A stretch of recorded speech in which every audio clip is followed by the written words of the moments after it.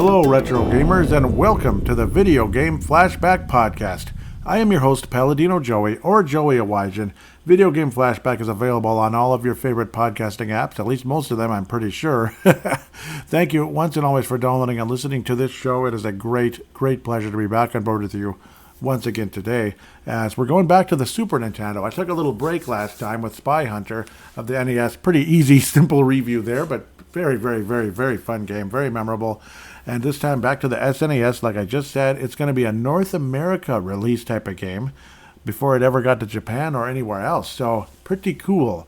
Later edition in terms of the Super Nintendo era. It came out in 1995, and that would be, you guessed it, Secret of Evermore.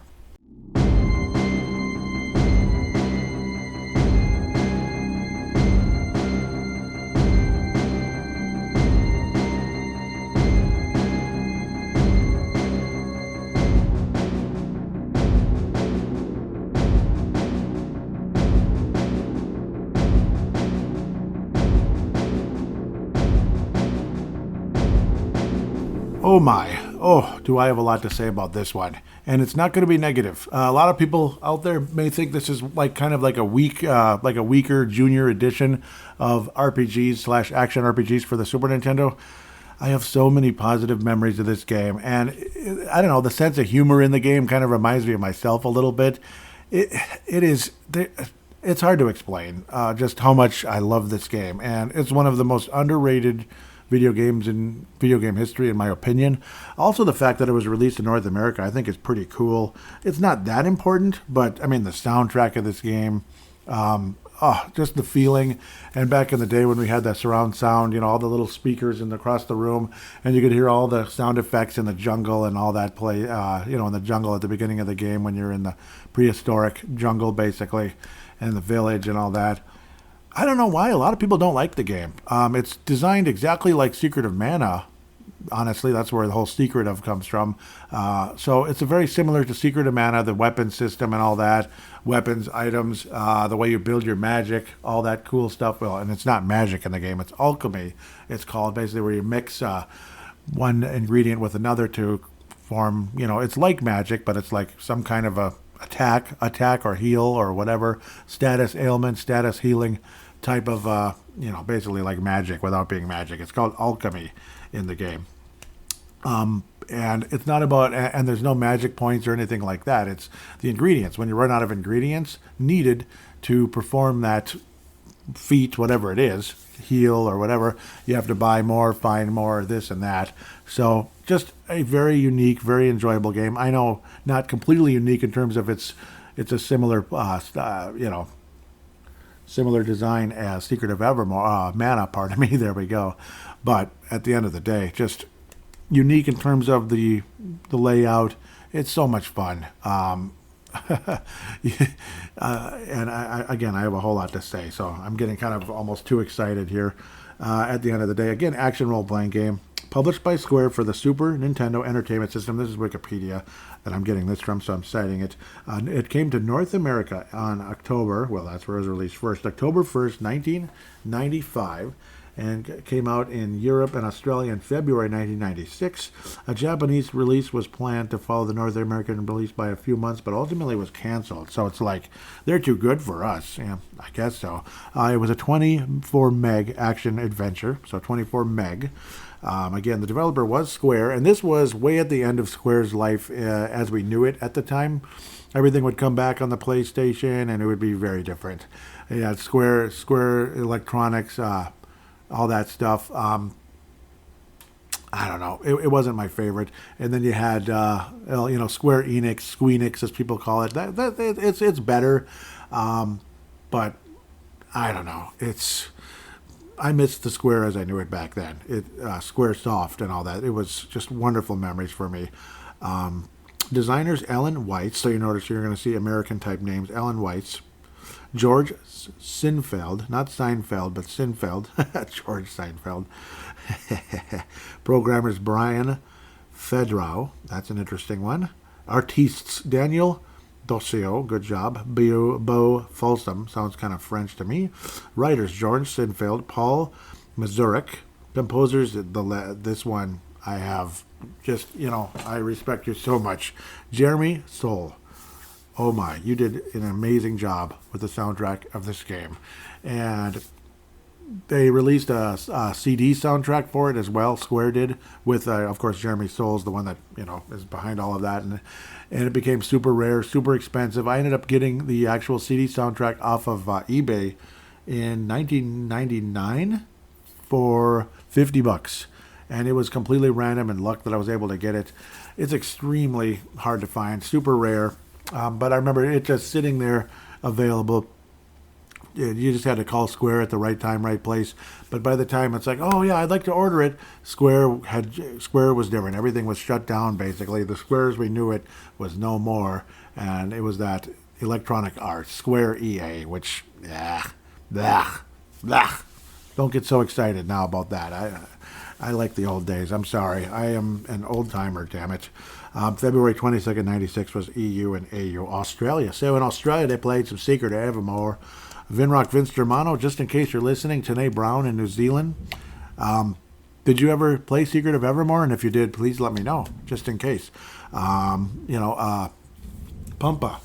Reese Pedretti, he may be a listener. I remember he talked about Mega Man 2, or was it DuckTales, like an all-time favorite of his. It is a single player, so this one is not like Secret of Evermore, where you could have somebody, be the second player, or you get the multi-tap for all three players. But it'd be a pain in the ass where you, at times, the Secret of Mana, if I ever do that review, where you're going one way, someone's going the other, and somebody gets caught kind of against the edge of something, and you can't go forward, and it's really annoying. Oh my God. And it happens all the time when you're playing one player as well. There's a heck of a lot less of that here. It seems like they corrected that. Oh man, the soundtrack in this game, I just love it so much. Mana-like game mechanics, that's what they call it. Ambient music have since helped it to develop a cult following. Well, I'm part of that cult. I'm in the cult of Secret of Evermore. I've been called a cult member for other things, but it's not a cult. The thing that I've been called a cult member is not a cult. This could be. I'm a cult following for Earthbound as well. If I ever can do a review of that one, maybe someday, that will be a massive show. This one, we'll see. I don't know if this one might get split in two parts, but maybe not. Maybe I could keep this to a semi-reasonable number if I keep my mouth shut and don't drag it out as much as I did with Zelda, Link's Awakening, or Link to the Past, pardon me. But man, what a fun game. So with that said, I think I've said enough, generally speaking, other than, it was yet another Christmas present. And again, another testament to the generosity of my parents at that time. Holy crap. And generally they are generous. They give wonderful gifts to my brother, myself, my wife, my brother's wife, my sister-in-law basically, and all their kids. It's just incredible. So really appreciate them.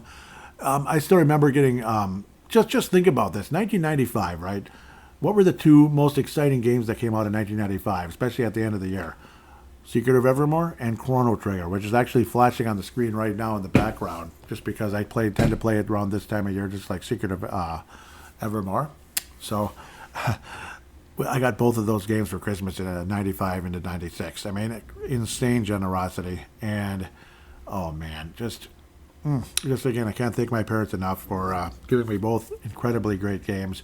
Most people on the planet will say Chrono Trigger is the better game. Yeah, it's probably it's the better game per se, but the more memorable and the one that I will play more often is Secret of Mana, or Evermore, pardon me. Mana too, but Secret of Evermore. And again, I'm a weird guy. I tend to play Chrono Trigger around January, Zelda around January, Secret of Evermore around February. You could just go on and on and on and on. I'm a weird guy. I'm just weird, so I have to admit it. So they're just certain games, and it's games like this that I'm going to really enjoy going through. All the different weapons in the game and such. It's quite entertaining how you start off with a bone, basically, and you get further and further in the game, and you get further into different eras, because this is all created from people's imaginations. It ends up being like a real world from a computer-generated thing. We'll get back to the storyline of this game at the end of the day, and as I get kind of playing through it, we'll kind of go through the storyline as we open up the game. With that said, I might as well get to it right here, right now. Let's get to the opening of Secret of Bleeping Evermore. And of course, I'm saying that with tons and tons of affection, not with cursing the game. That's for damn sure. We're going to go with the NES Mini once again for the HD effect. You get the fire look with the Squaresoft Presents and all that. It's always exciting. Then you finally get this title screen when you heard that dramatic music. It kind of hits you like a ton of bricks. And then you get this wonderful menu music that I've always enjoyed.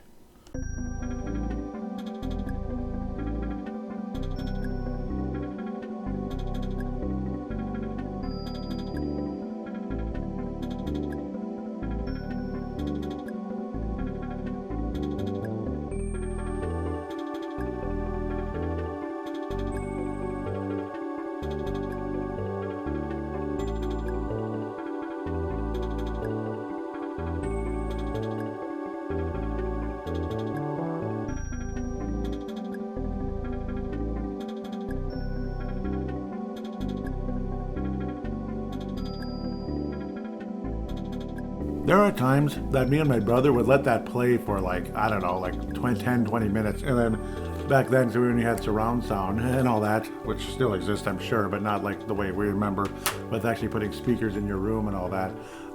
They would there's definitely a strong effect, and my brother liked to put in a lot of bass. There's actually a lot of bass in that song, so something highly recommended. Of course, the hero in this game, you can just name him whatever you want. I tend to go with like Minnesota Wild players for some reason. Every year it's like something like Kirill Kaprizov or something, and then another guy. This year I'm debating on who it should be. And even in the past, I used to even do Timberwolves players. Like it would be one player would be like, who knows, like Kevin Garnett, and then the dog would be Joe Smith or whatever the heck. It was just fun and silly way to, I don't know, kind of do things here. This year, I'm going to pick a very different type of players. I'm going to go with goaltenders this year. Philip Gustafson of the Minnesota Wild, he's the goaltender. And I'm going to pick the other goalie to be Jesper Wallstedt, or like Jasper Wallstedt. That's what it looks like, but it's Jesper Wallstedt, Swedish accent. I want to have two of those guys.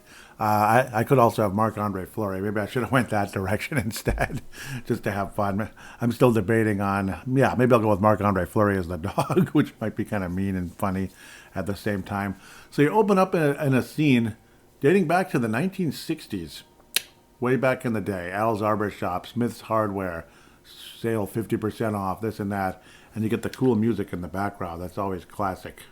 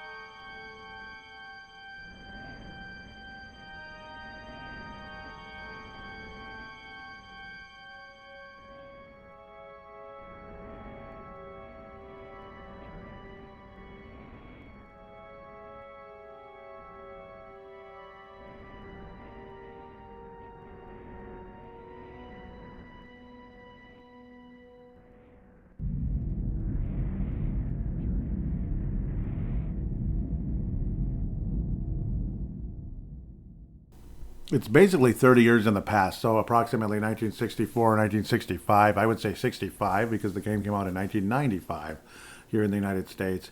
And yeah, that's the main release. My friends prepared to be a part of history. That would be, of course, Professor Ruffleberg, with a twist of a knob here and a flip of a switch there. Yeah, and this doohickey, right? Wait a minute, that's not right. So something goes wrong. Whatever the heck went wrong, we don't know yet. I personally know because I played the game many times. 30 years later, now it's the boy and his dog coming out of a theater by Hugh, The Lost Adventures of Vex. What a classic.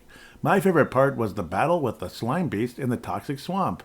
You could hardly tell that it was really a bunch of old tires and a garden hose.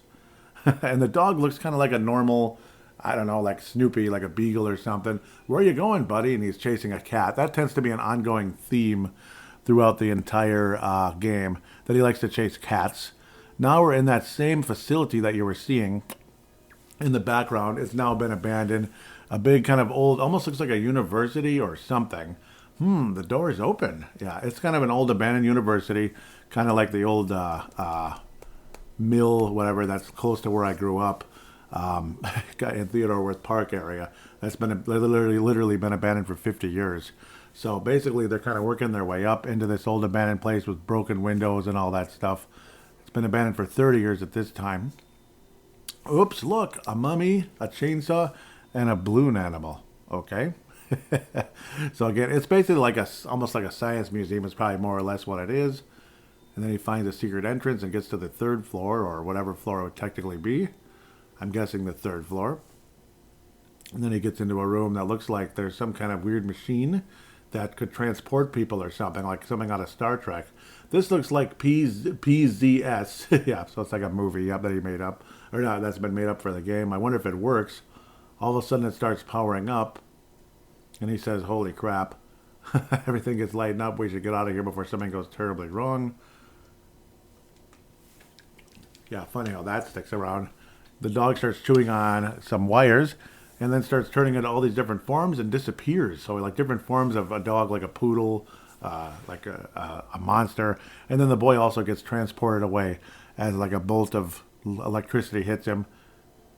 And now he's in a much newer looking place where, yeah, there's this butler looking guy, this redhead butler with a spectacle in his eye.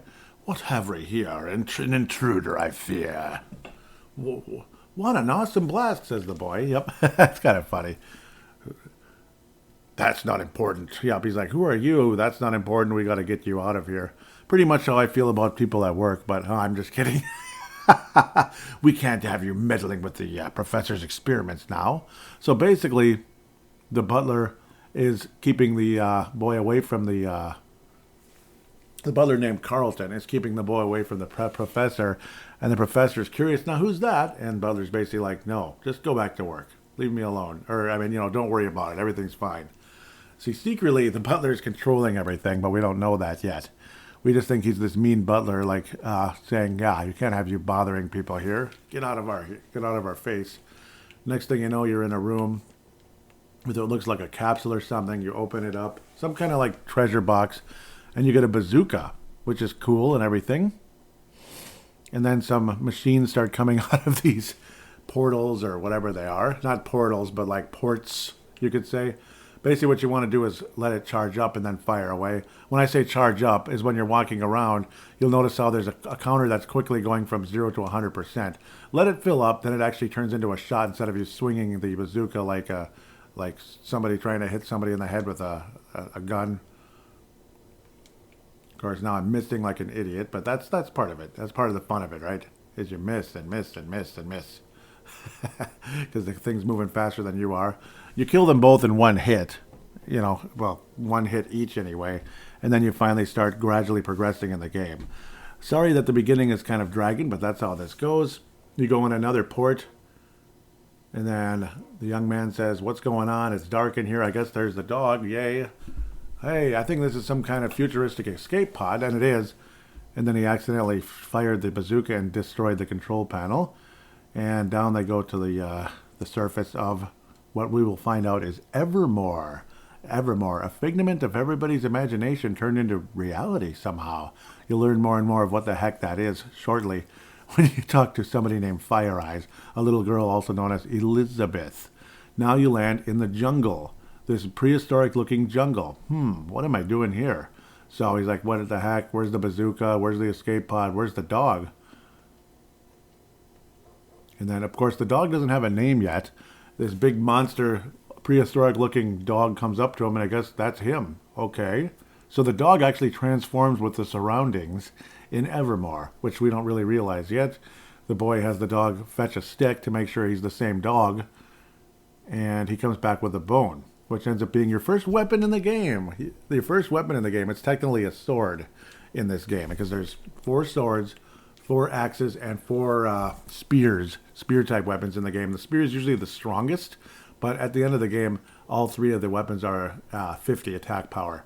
So right now you start fighting with monsters called, well, different things like petals and such. It's basically a prehistoric flower that attacks you. You'll also know the dog walks around sniffing the ground like a dog would do. If he gets to a certain spot and stops, press the B button, which is the attack button as you walk up there, and you might pick up something. It's ingredients for what we've talked about, alchemy, which is basically your version of magic in this game.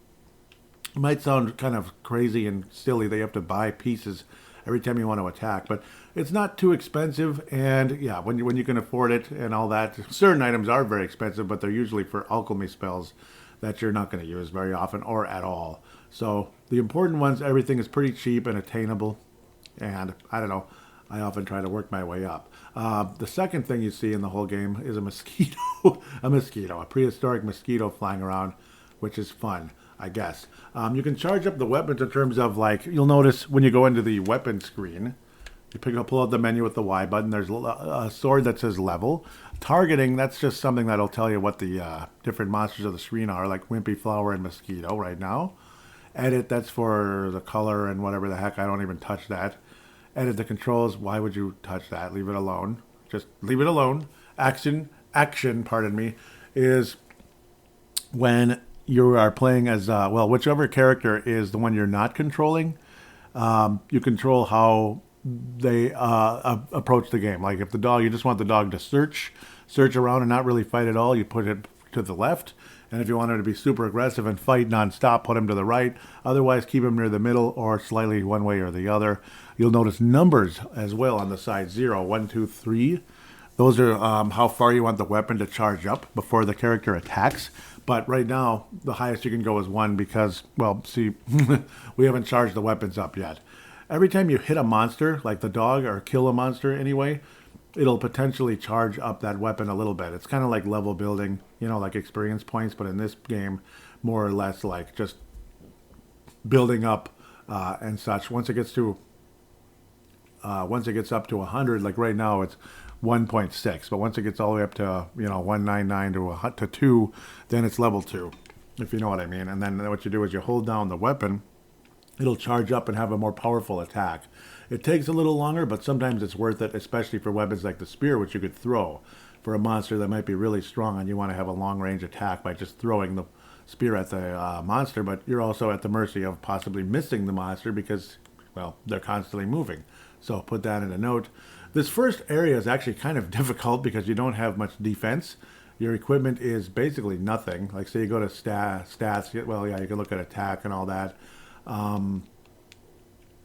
Yep, see on the menu screen, you press Y, you can press down. That goes to the what weapons you have. Right now, all you have is the bone crusher. That's the bone itself. Pedal, you have one pedal, but that's like the items, basically. I have one pedal. That's the only item I have. And so far, I don't believe, nope, I have 0 armor of any kind. So I'm basically just walking around like Marty McFly in the 1950s right now, waiting for Biff to beat me up. Okay, something like that anyway. I highly recommend kind of messing around here, hopefully picking up petals, because as you kill those wimpy flowers, they can drop petals, which are healing items.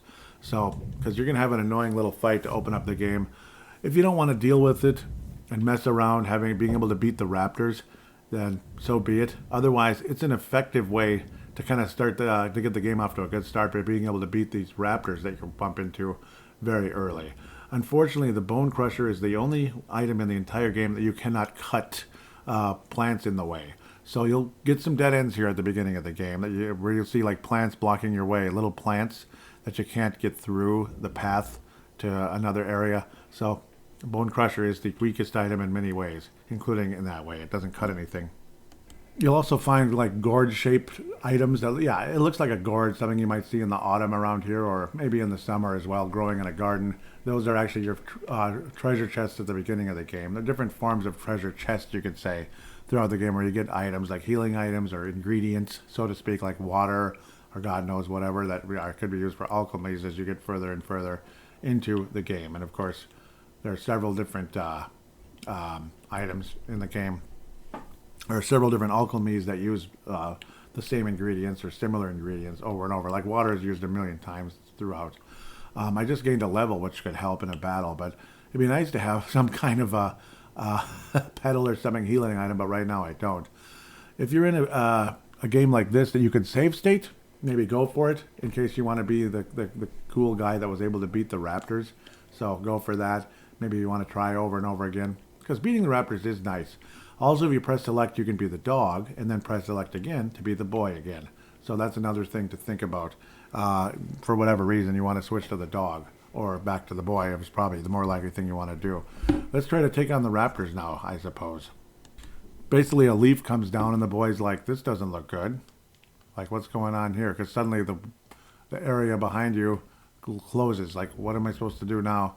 Well, basically, 4 raptors come out and you got to beat them kind of one-on-one. You basically want to take your time and get a hit in. If you kind of go directly at them, you're probably going to get hit and they're not. So try to hit them on the side if you can. But either way, it's an insanely difficult fight. If you do lose the fight, it's okay. You don't die or anything. You get rescued by the dog, basically, and he takes you into the village.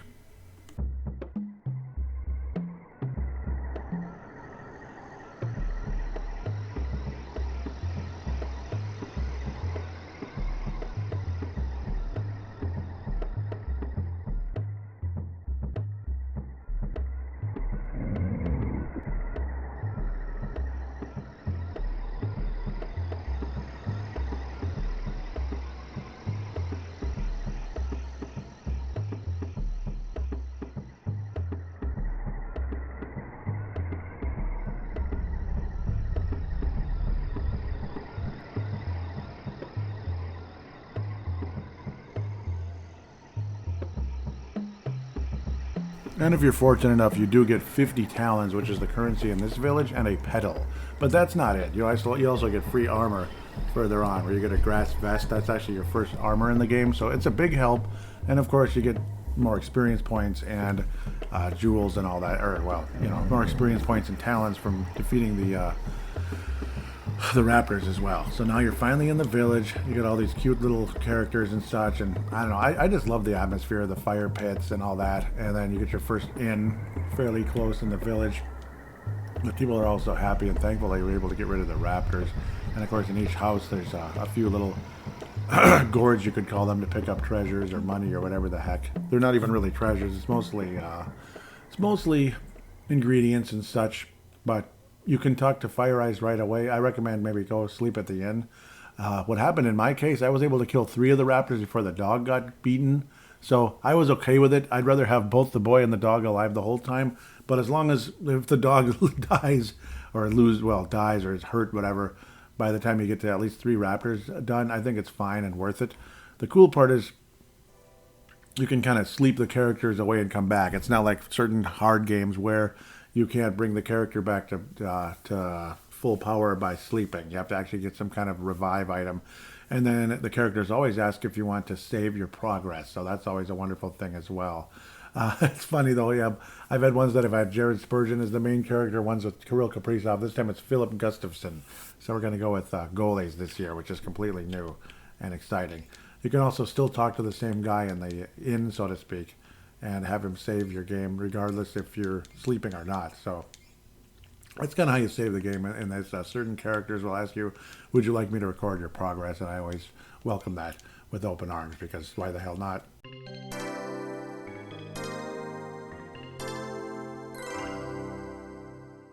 Obviously, throughout the game, you're going to have a whole lot of fun conversation back and forth with characters and such, like little anecdotes. And all that. I think I just turned the volume up a little bit, so sorry if it's suddenly, hope I didn't startle you too much. So one of the benefits to defeating all the raptors outside of the town is you can get a free grass vest. That's actually the first piece of armor in the game. It's in one of the houses.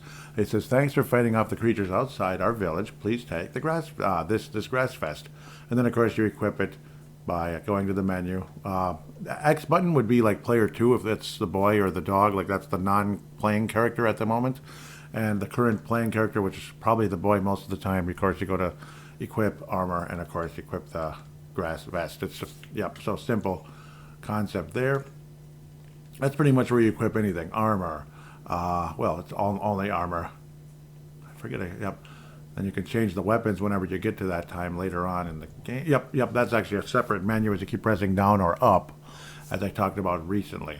So again, a free grass vest, not gas vest, a grass vest.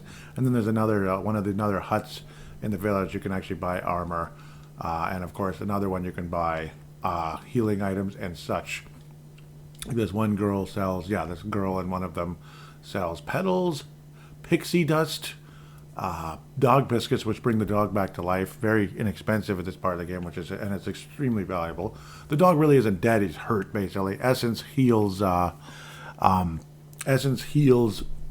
poison, basically any type of poison or other types of like status ailments that can pop up, like confounded and stuff like that. So actually a very valuable item at only 15 talons. Of course, again, there are different sources of currency in the game because there's 4 different eras, so to speak. One's like obviously this is the prehistoric era. Talons are the currency. In the next one, which would be this is not that would be like kind of the Roman era and such like that. Crustacea, they call it. That's where you get gold coins. No, that one you get the jewels, and then gold coins is the Gothic era, and then in the future is credit. And of course, again, so the currency value is different. Like jewels are worth 2 talons, and gold coins are worth 4 talons or 2 jewels. So you get the idea, doubles in value. And then credit's the opposite, where you can get 4 talons, 8 jewels, and 16 gold coins. 16 credits for the gold coins. It takes 16 gold coins just to get 1 credit. So sounds about right. That's basically like inflation once you get into credit. So kind of realistic when you think about it.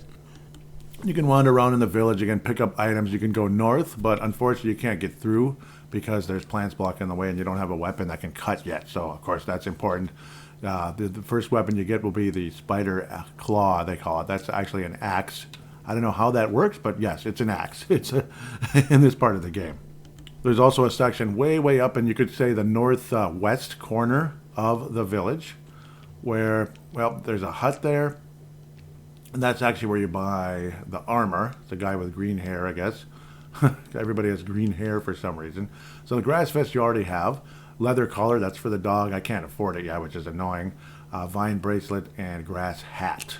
Now, of course, each era has actually 3 levels of armor in it. The dog, it's just one collar in each era, and it's obviously a lot stronger as you go forward, like the next plateau, as they call it, Crustacea. And like ancient times, like Roman, like biblical era, yep, you get the next collar, and then in the Gothica you get the next collar, and then in the future, so to speak, or the space station, you get like it's called spots collar. So it's just 1 per each era, but there's 3 levels of armor in each era for the boy. 1 is a bracelet, 1 is a hat, and 1 is armor, basically. So that's how that works. This is of course the cheapest and weakest armor in the game and the first part, but of course you're finally getting armor for the first time, and you're going to want that as much as you can afford as you're getting the game started, of course, because you're pretty weak at the beginning. And of course you can go out to the right. You want to go out to the right, really, if you want to level build. You could go south also, but I'd go to the right. You can level build beating up flowers and the turtles you start seeing. They look like they're straight out of Super Mario Brothers, kind of like prehistoric versions of them. And you could build up talons, as they call them, and buy the armor and the color for the dog. And of course, level build yourself, like you build levels, and build up the level of your weapon, because that obviously goes up and all that. So major important stuff as we're starting the game. That's why we're already a half hour in, and I've basically done nothing yet in the game, because, well, it's an introduction of actually how to play the game. So why the heck not get into that first? I was also mentioning about, see, there's a hut way up in the northwest corner, but also if you go south a little bit, you can kind of tell there's a hidden path to go west. You can go in there. There's a bunch of gourds there where you can get more items. Later on, after you beat the first boss, which is like a big giant bug, it's called Thrax. After you beat him, you can get an alchemy there. It's called Defend. It's nice to have. Obviously, it raises your defense for a little while. So highly recommend you do that later on after you beat the Thrax. I could be wrong on the actual timing of it, of the alchemy being there, the alchemist being there, but yes, check as often as possible, because you don't want to end up missing out on it. So that's a huge thing, because later on in the game, he either won't be there anymore or he won't offer it to you anymore. So major thing to think about. So let's finally go to Fire Eyes now that we've bought as much armor as we can afford at the moment. Just get this part over with. They say, Fire Eyes, please show your respect. Everybody comes, and now you can hear her cool music too.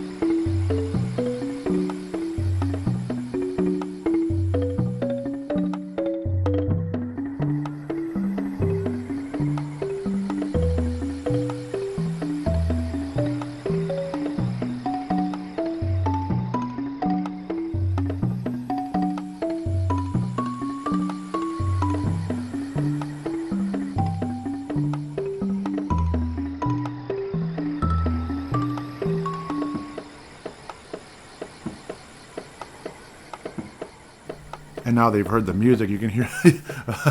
We'll actually get to the dialogue. The entertaining thing where they're like, fire eyes, fire eyes, fire eyes, fire eyes, fire eyes, to come out.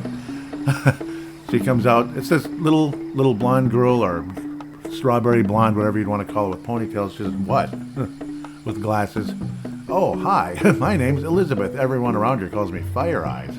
Hi, I'm Philip Gustafson. Okay, I'm Joey or whatever.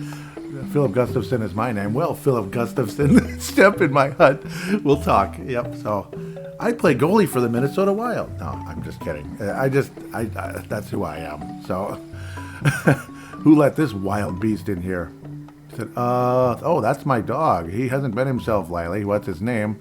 Well, his name, it's, let's go with Marc-Andre Fleury, huh? Marc-Andre Fleury. I have to do it. Sorry, I'm a goofball. And unfortunately, I couldn't fit Marc-Andre Fleury. I couldn't get the Y in, unless I want to have like Marc-Andre as like was like one word together. That would look kind of weird. I could have done it, but what the hell? Let's go with Jesper Wallstedt, or it looks like Jesper Wallstedt, but it's pronounced Jesper Wallstedt. It's like, Jesper Wallstedt.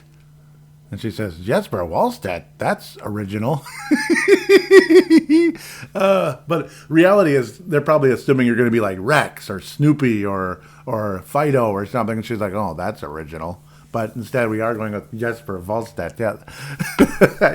That's an interesting name for a dog, huh? Yeah, it is. You're not from around here, are you? No, we're from Sweden. Yeah, we're from Sweden. That's why. So, okay, just kidding. I'm not really sure where here is, to tell you the truth. You're on Evermore in my prehistoric village. I'm the leader. It's like, really? You would know how to get to Podunk. That's where you're from, supposedly. So, like a podunk town in United States, so to speak, in 1995. Yep. She says, Podunk? Interesting. I might. Because she secretly is actually from there. She says, maybe we can work something out.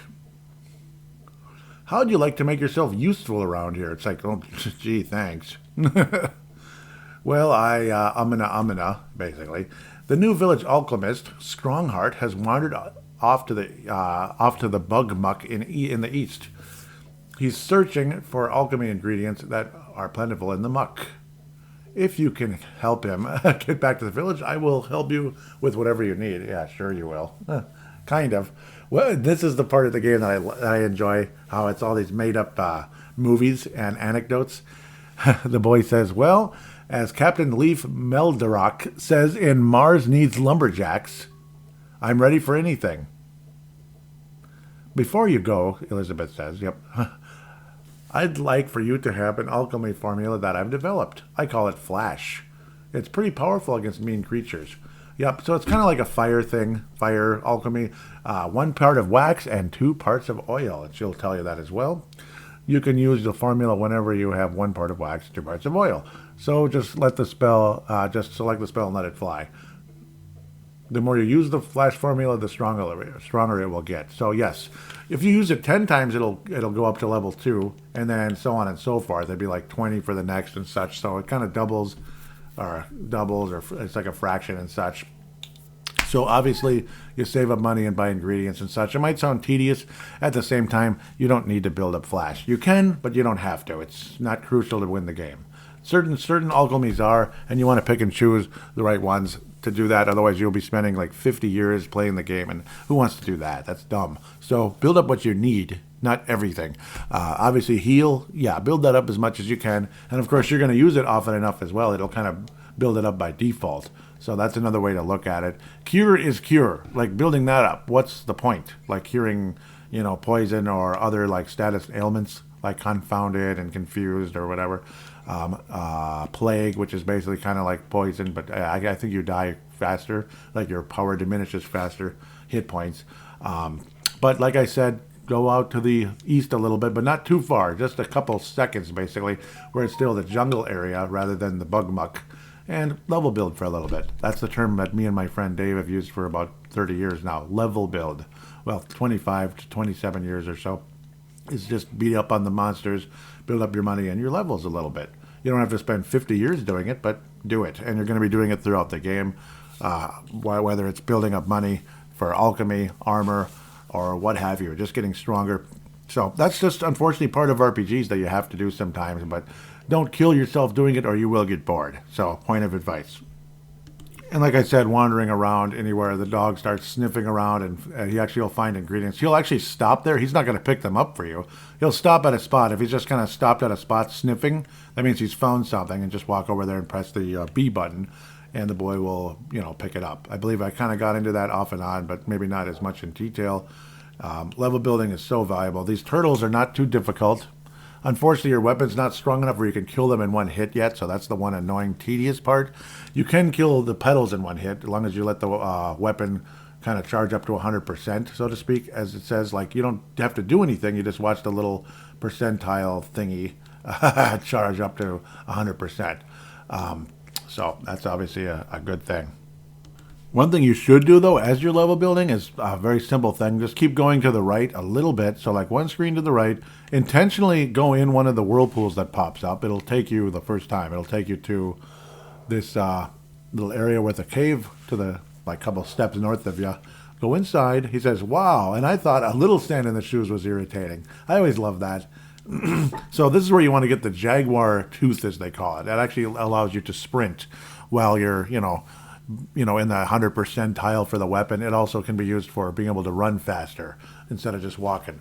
The old man says, the old man in the cave says, slow creatures easily fall prey to the sucking sand whirlpools. I love that. You need the speed of a jaguar. That sounds like a good alternative to being soaked in the sand. I just love that kind of Garfield sense of humor. That's what is in this game. It's Garfield sense of humor, and I kind of grew up with that, and so I've kind of taken that on my whole life. And people actually like it sometimes. The guy then says, the man in the cave says, "I can provide you with the jaguar tooth ring. It gives the wearer the ability to run with the speed of the fastest feline." Actually, the cheetah's faster, isn't it? But I don't know, maybe not. And it's free with any purchase today. So it's like buy one, get one. Well, not quite like that. What can you, so you could buy the cheapest item or maybe something you superly need.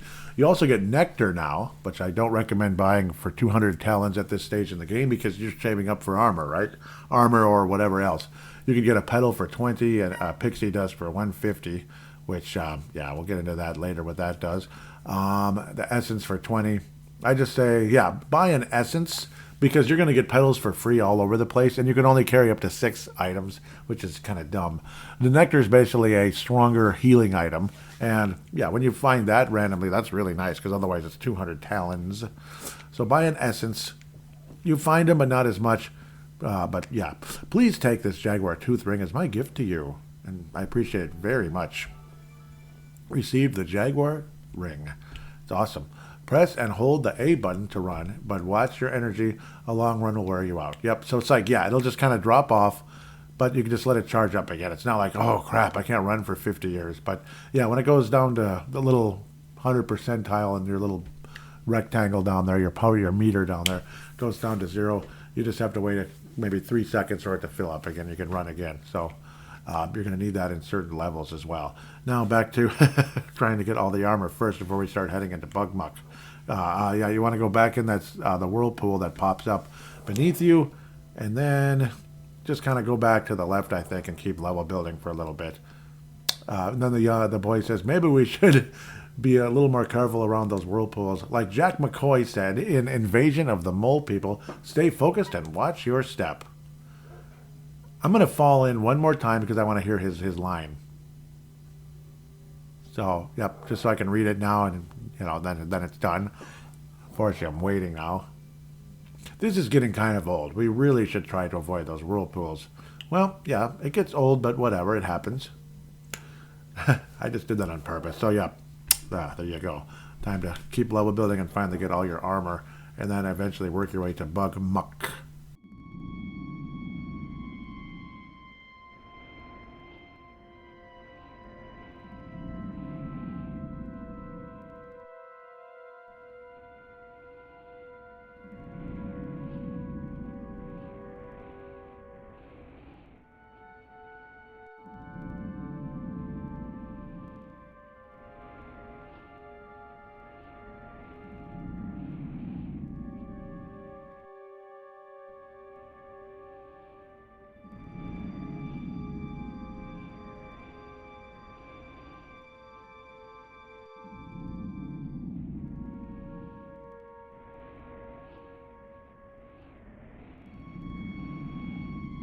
again, after hacking away with those flowers mostly, and then eventually the turtles, partially to get more talons from them. But if you want to just quickly level build, you want to hack away at the flowers. I probably repeated myself 50 times with that. But yeah, once you get there, you can pretty much go to Bug Muck. If you can get the dog to at least level 2, you're pretty much good to go. Because, well, once he gets to level 3, you don't have to worry about building his attack power again throughout the game. He's good to go for the rest of the game. Him being the dog, of course, in your case, every time you get a new weapon, you got to power it up again one way or another. But if you're not in this is a very important thing, otherwise you're going to spend a lot of time getting frustrated, and I guess it's all your prerogative what you prefer to do. If it's if you're not in this part of the game, the prehistoric part, like say you get to the next level like Antica, and then Gothica, and then ultimately Omnitopia, until you're able to travel, once you get like the flying devices and such, when you can come back to it, which is obviously a spoiler alert, but yeah, of course, big surprise, you're going to be able to do that, right? But once you're able to come back, that's a good time to level build those weapons if you want to. You can level build them in the other levels in certain areas. Maybe there's a bunch of little rats and such, but it might be time consuming. It's kind of up to you how you want to go about that. I did some level building in certain areas, but other than that, it's time to get to Bug Muck here and now.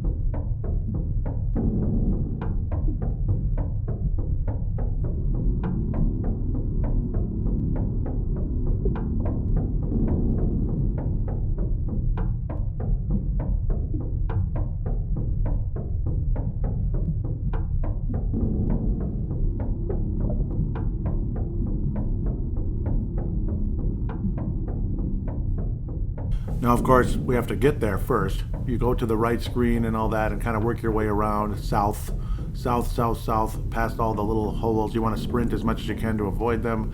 Maybe pick up a treasure, so to speak, along the way, like 4 crystals and such. Once you go south enough, the music changes, and that's the song you heard just a moment ago. The Bug Muck. It's a fun, entertaining place. Lots of oil and such, but yeah, you just kind of, again, work your way south and all that. It's pretty much self-explanatory where you go south to the right and ultimately north into what looks like a giant kind of bug stadium or something. I don't know, not a stadium, but a bug area. And again, I don't need to describe every little spot you go. Along the way, though, you'll see a little cave, like pretty early, actually, once you first get to the Bug Muck. You want to go inside and you get to hear that cool merchant song, like Merchant in the Cave song.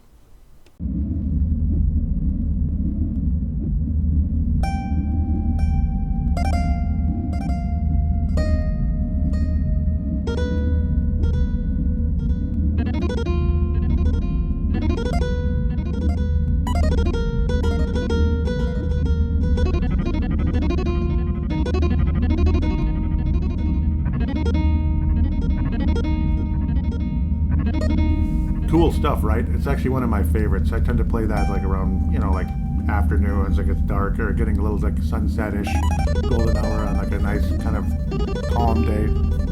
It's enjoyable. You ask him if he's Strongheart, but of course he's not, because Strongheart is actually trapped by that big giant bug you're going to fight later on. He says, no, but I know him. I saw him only a few days ago. He was walking toward the big bug. Well, no kidding. If you're going in after him, you should have another alchemy formula. Alchemy is quite useful. You take a little of this, a little of that, and poof, it's like magic. Let me give you the hardball formula. It's an effective weapon. Not really. But also, you need to understand, you need to be able to equip the weapon. So again, more introductory stuff, which is a lot of what this part of the show is going to be.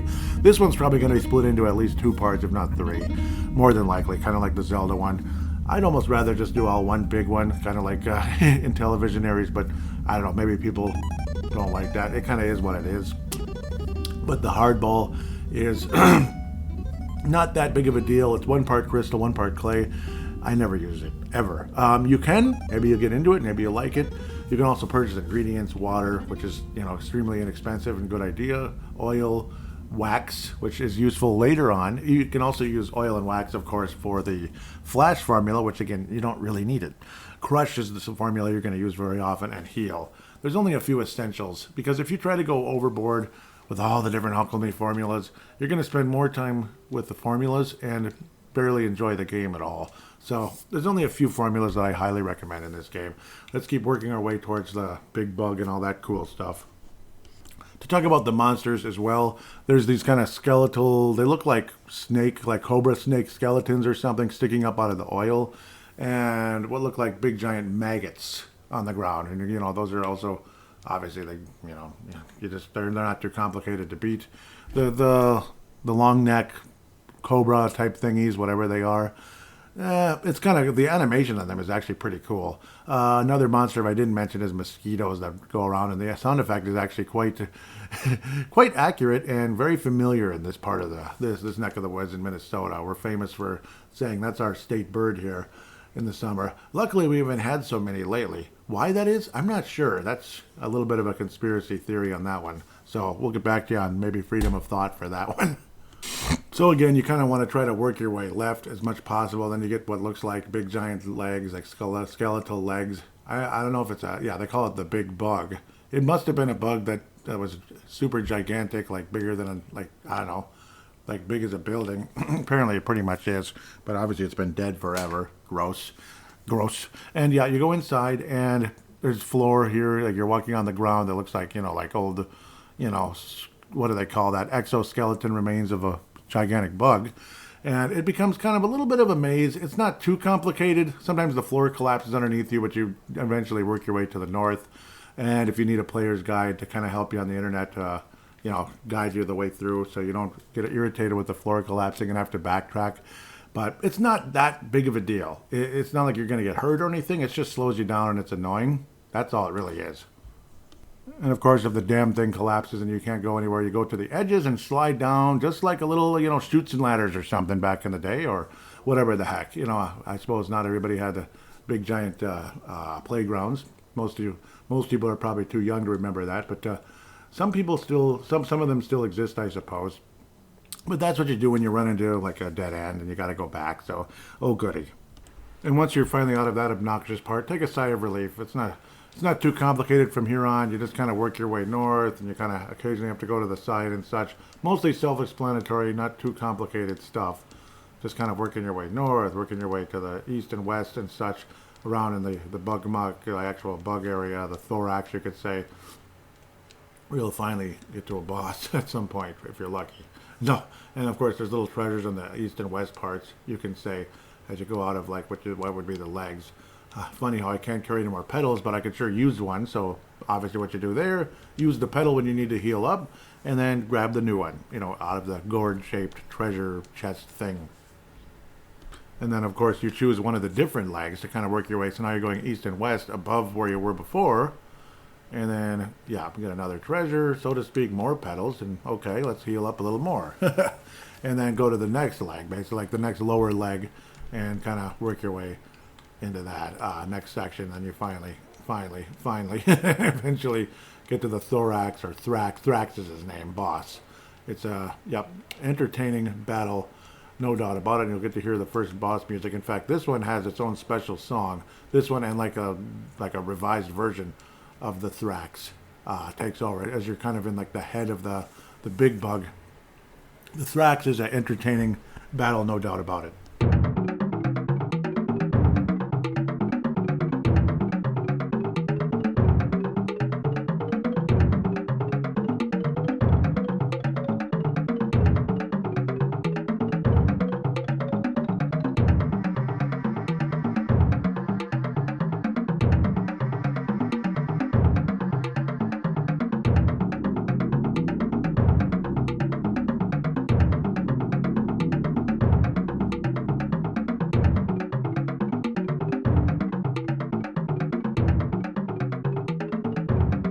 So, now that you're finally at your first boss in the game, the reason why you built your bone up to past level 3, so to speak, and like being able to charge up the weapon, is self-explanatory here in terms of, well, it's not self-explanatory, it becomes evident.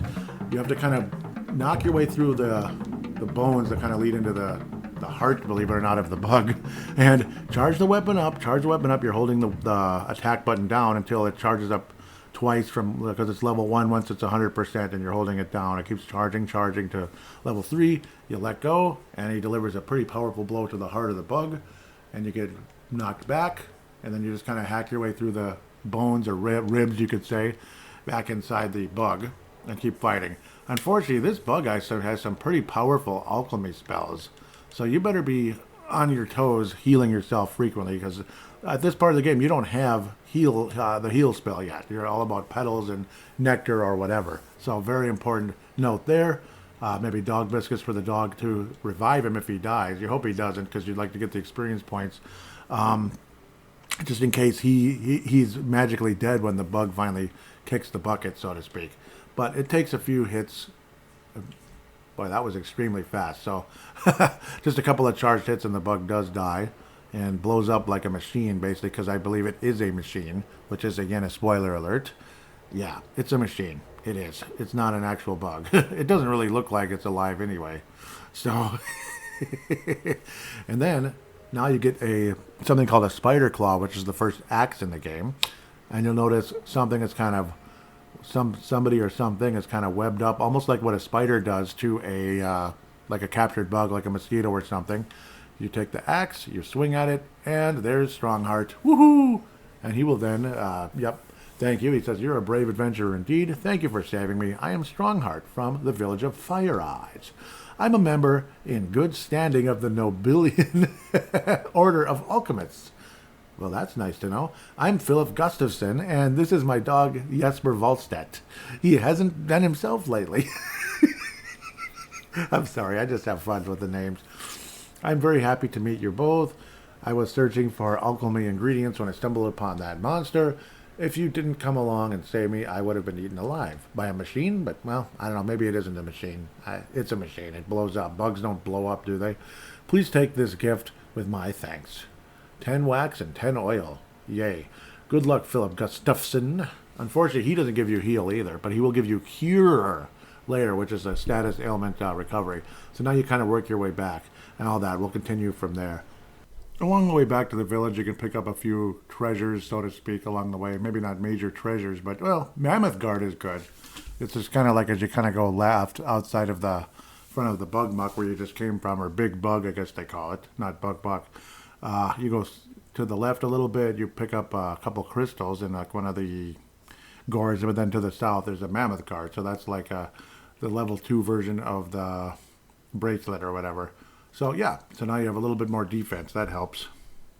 After that, you kind of go north for a screen or so. And then when you get to a gourd that's kind of like, say, you can't go north anymore, and kind of to the side of you is, beneath you, so to speak, is the place where you got the jaguar tooth. Well, go to the right. You can actually get a couple items there, but then you're going to keep going right after you get those items.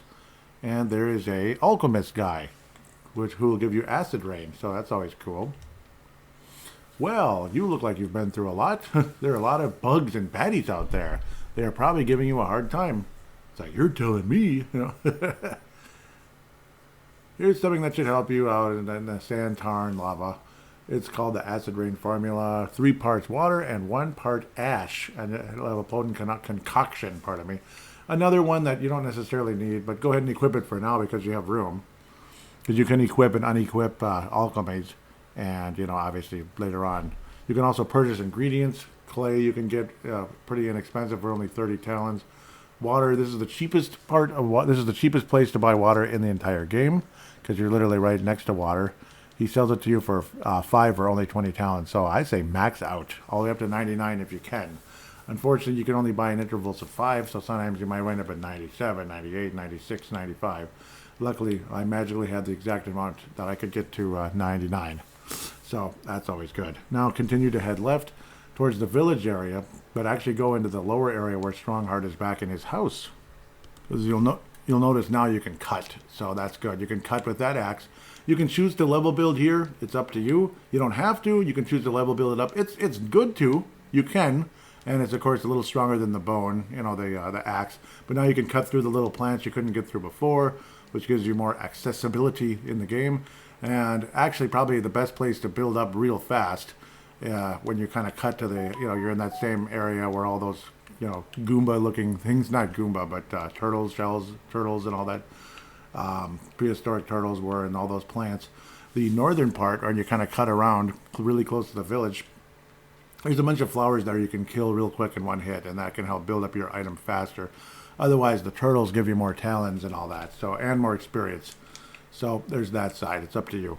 Otherwise, when you get into the village, go south. Don't talk to Fire Eyes right away. Go south first and go meet up with Strongheart and get the cure spell. Or alchemy, anyway. So even though he says, let's talk to Fire Eyes, let's not say we did. Go south first. Because now, of course, what you're doing when you're in that, the south area, basically where you started the game, you can cut, like I said. You can cut with the axe. Head towards the left as much as you can. The the northwestern part of this area, the south jungle, you can say. And obviously pick up items along the way, including the shell hat, which is the level 2 helmet in the game. Good. So, and equip it right away, of course. So that's always a good thing. Go into the little hut. There's Strongheart. He's very happy to see you, I'm sure. Hello, Philip. Yeah, we don't need to say the name anymore. You get the idea. Please take this cure formula. It'll cure you from poison and other ills. So, yes, it's very, very important you get this. It requires 2 parts root and 1 part oil. I always like to make sure everything is lined up as well. If this makes sense, it's probably better to do a video. You kind of unequip and re-equip everything, and then they're lined up. Like Acid Rain is lined up with the graphic, and Cure is lined up with its graphic, and Flash, and so on and so forth. So everything's alphabetical, which is obviously a good thing.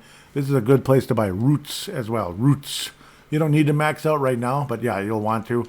And of course, you're going to get the heal formula, which restores hit points, which is insanely important once you get to the elephant graveyard. We're not quite there yet, but super duper duper shortly. And if you want to know that you have more access, you can kind of hack away and look for treasures and such in here. Otherwise, go up to the village and we'll get the defend formula and of course talk to Fire Eyes. Woohoo! But I say get the defend formula first.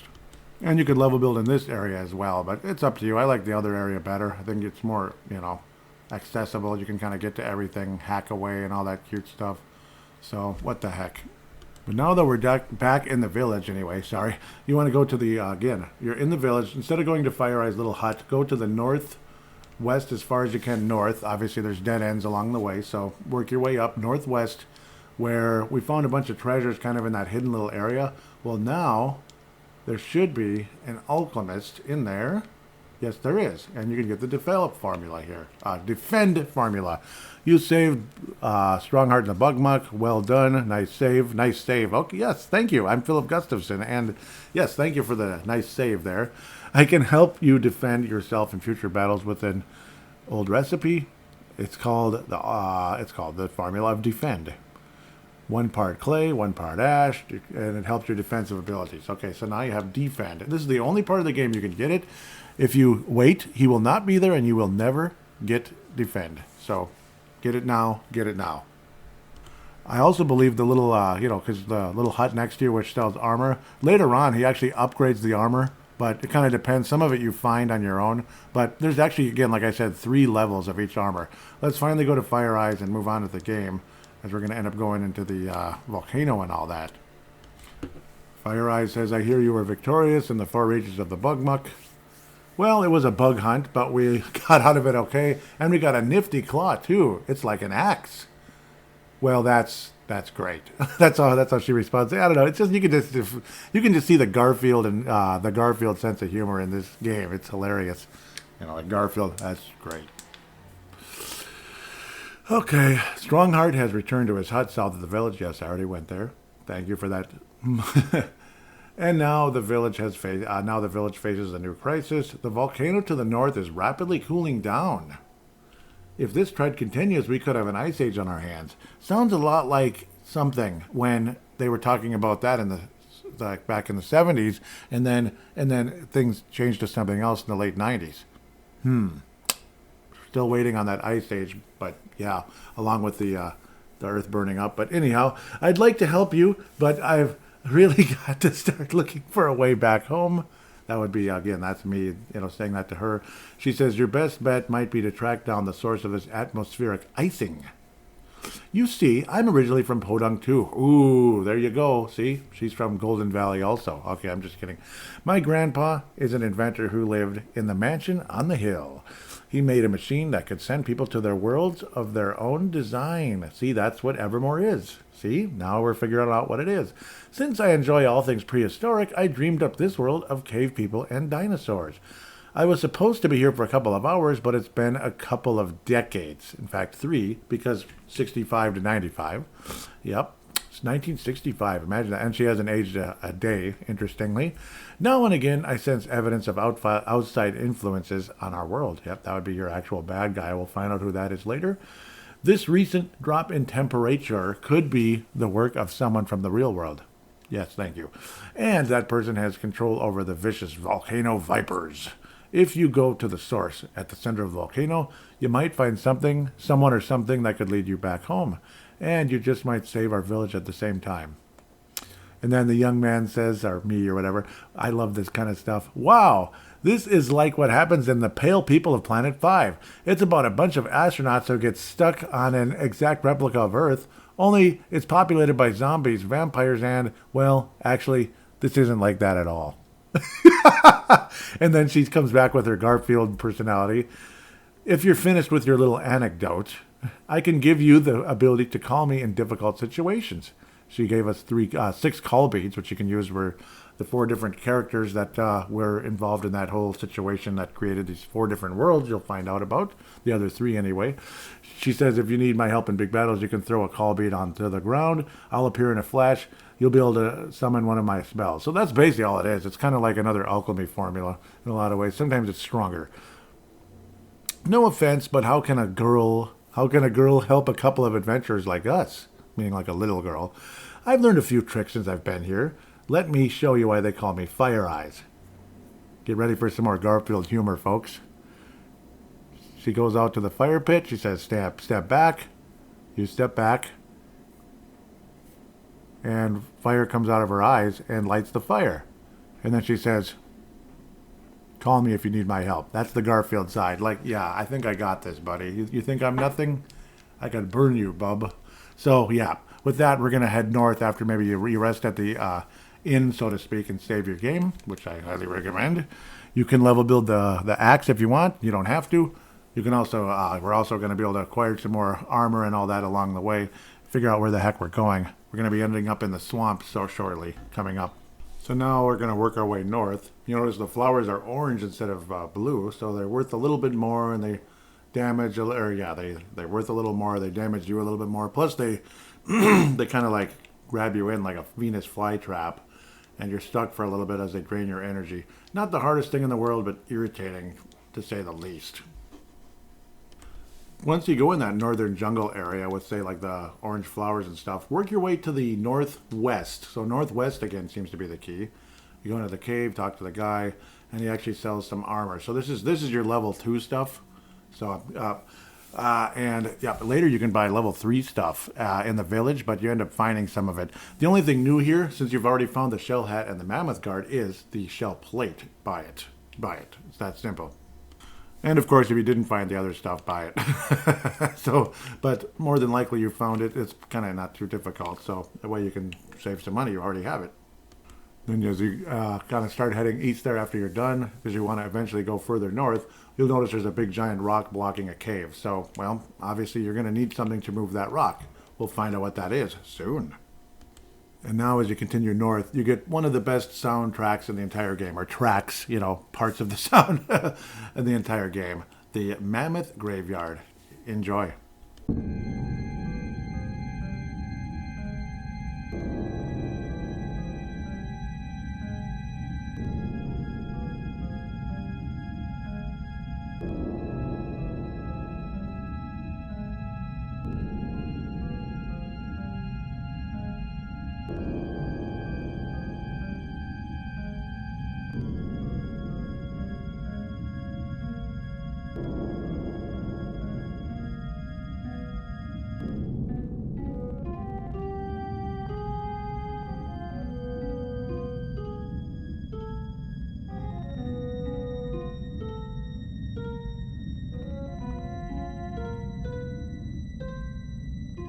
You'll notice if you let the track play long enough that it's actually like the intro song if you're fortunate enough to have the original soundtrack on CD, or say, well, I guess these days you download stuff, you can find bits and pieces, but you know how there's instrumental parts on the actual original CD soundtrack that's basically worth a fortune. It was worth $50 20 years ago, which I magically found on eBay 20 years ago. I was very happy.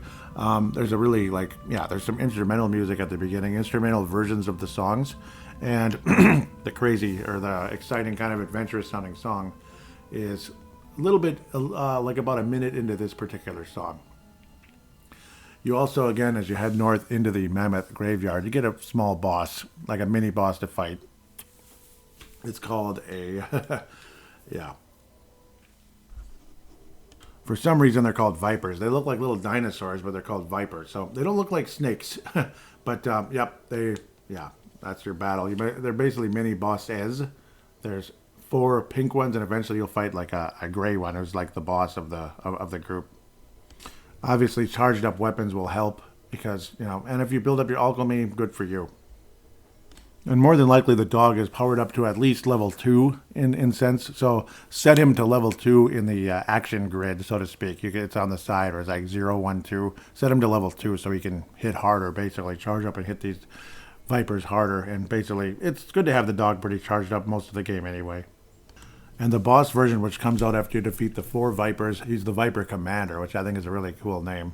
It even goes with the mini boss music, Viper Commander. Viper Commander.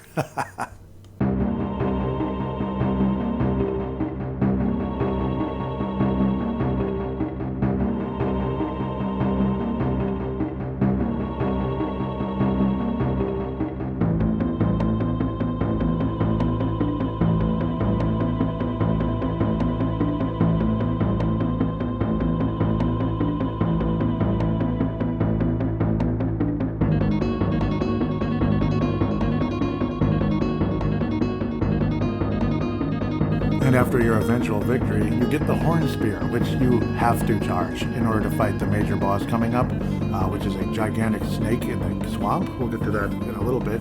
But you also get the crucial heal spell for our heal alchemy formula.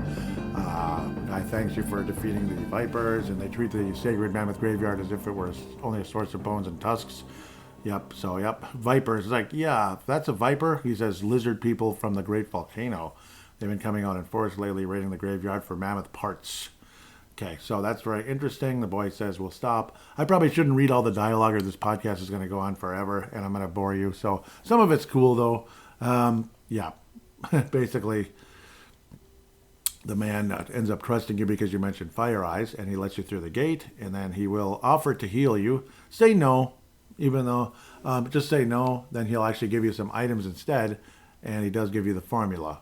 So he gives you the formula heal, which is probably about as valuable an item as you're going to get or alchemy in the entire game, because without heal, you're stuck with items only, and those run out pretty quick. So yeah, and then you get 10 parts of oil and 10 parts of crystal. I guess it's not that exciting, but that's what he would give you, if you say no about healing.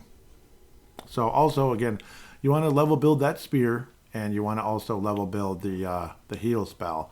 So, because things get a little tough ahead.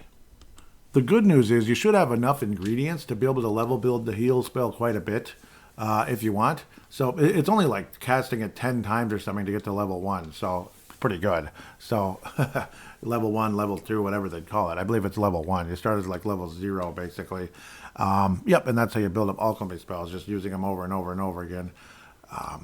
And then later on, before you're almost done with this area, before you go into the volcano, stock up from Strongheart, south of the village, but on roots and water as much as possible. Get into the upper 90s if you can. It shouldn't be too expensive to be able to do it. Plus, again, you find stuff along the way, but that's like, not a big, not that great way of stocking up your items. It's better to just buy them. You're also going to be bumping into raptors for the first time. Much, much more difficult bad guys or monsters or whatever than anything else so far in this part of the game. To get the best armor in this area, work your way to the northeast for a bit till you enter a cave.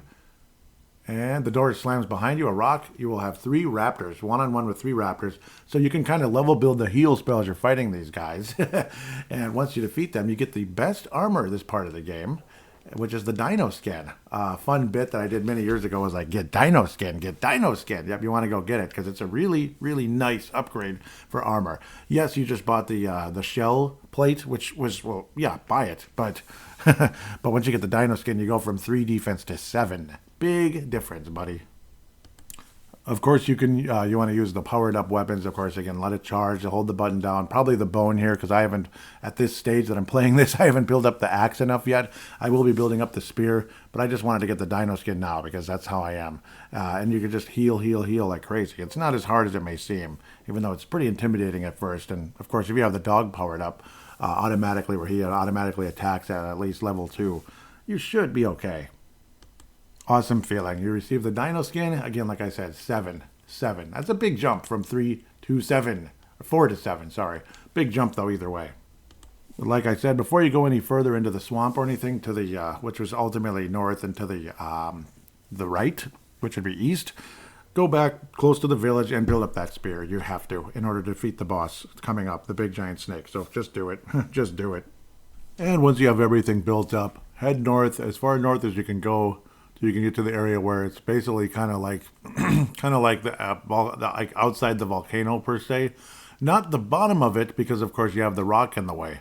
Now we have to kind of work our way up to the top by just standing on little, you could say they're kind of like discs on the ground that shoot you up. It's like an air pocket that shoots you upward.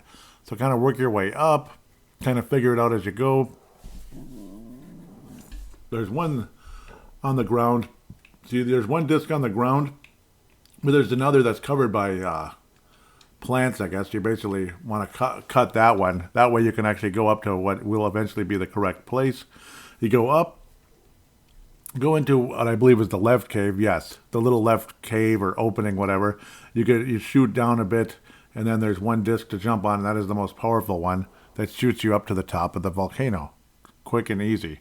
And up there, you can finally get what is the levitate formula, but you don't have the ingredients. You have to get the mud pepper. And that's where the swamp comes in next.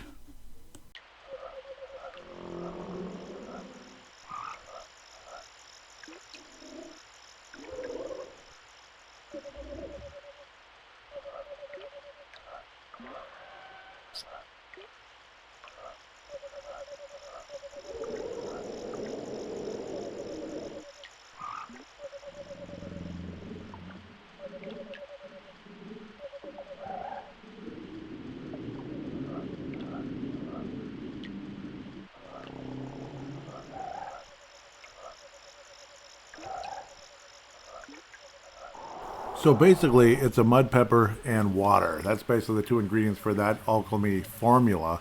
So let's kind of go down a bit and head to the east once you get a chance, and then you're finally in the swamp. You heard the sound just a minute ago, what it's like, provided I have the correct sound bite in there, and I'm pretty sure I do by the time you're hearing it.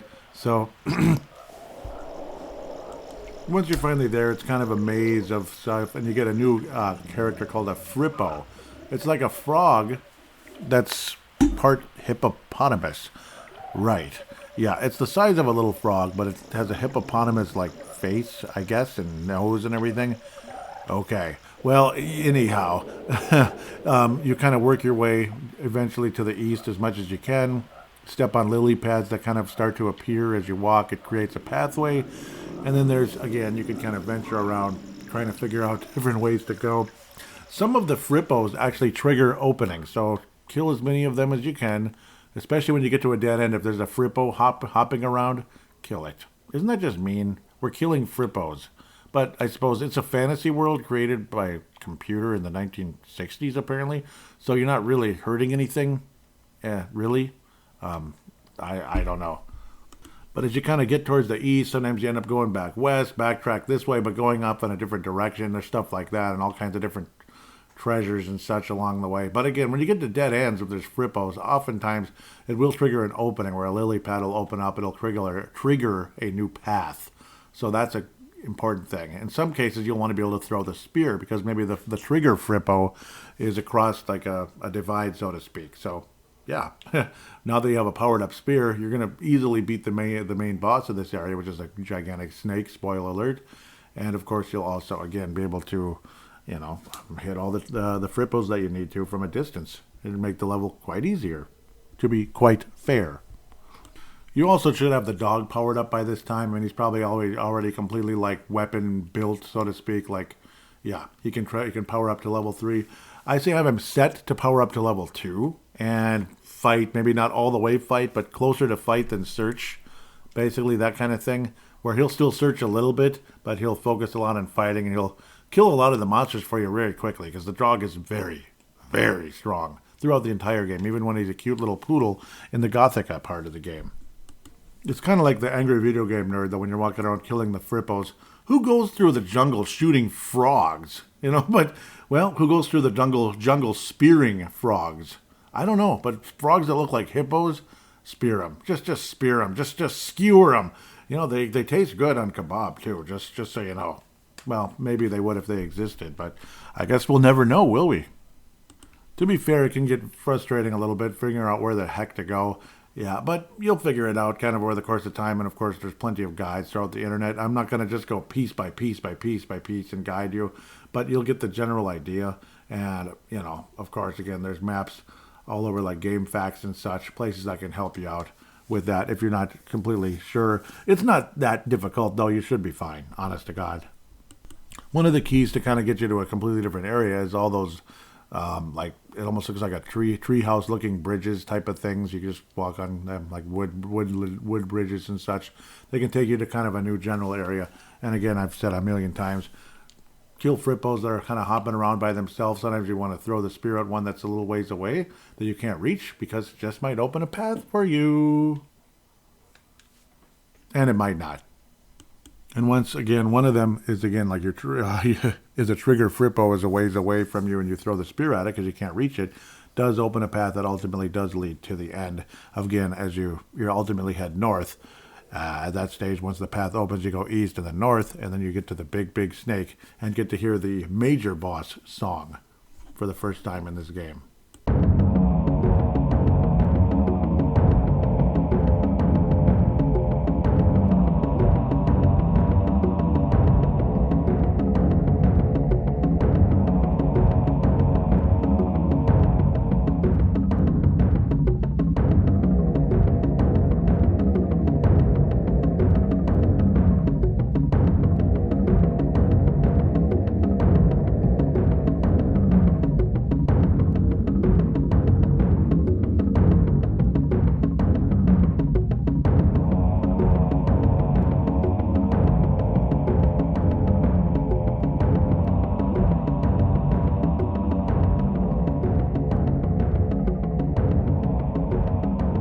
Guy, of course, asks you for help, and so on and so forth, and then battle begins.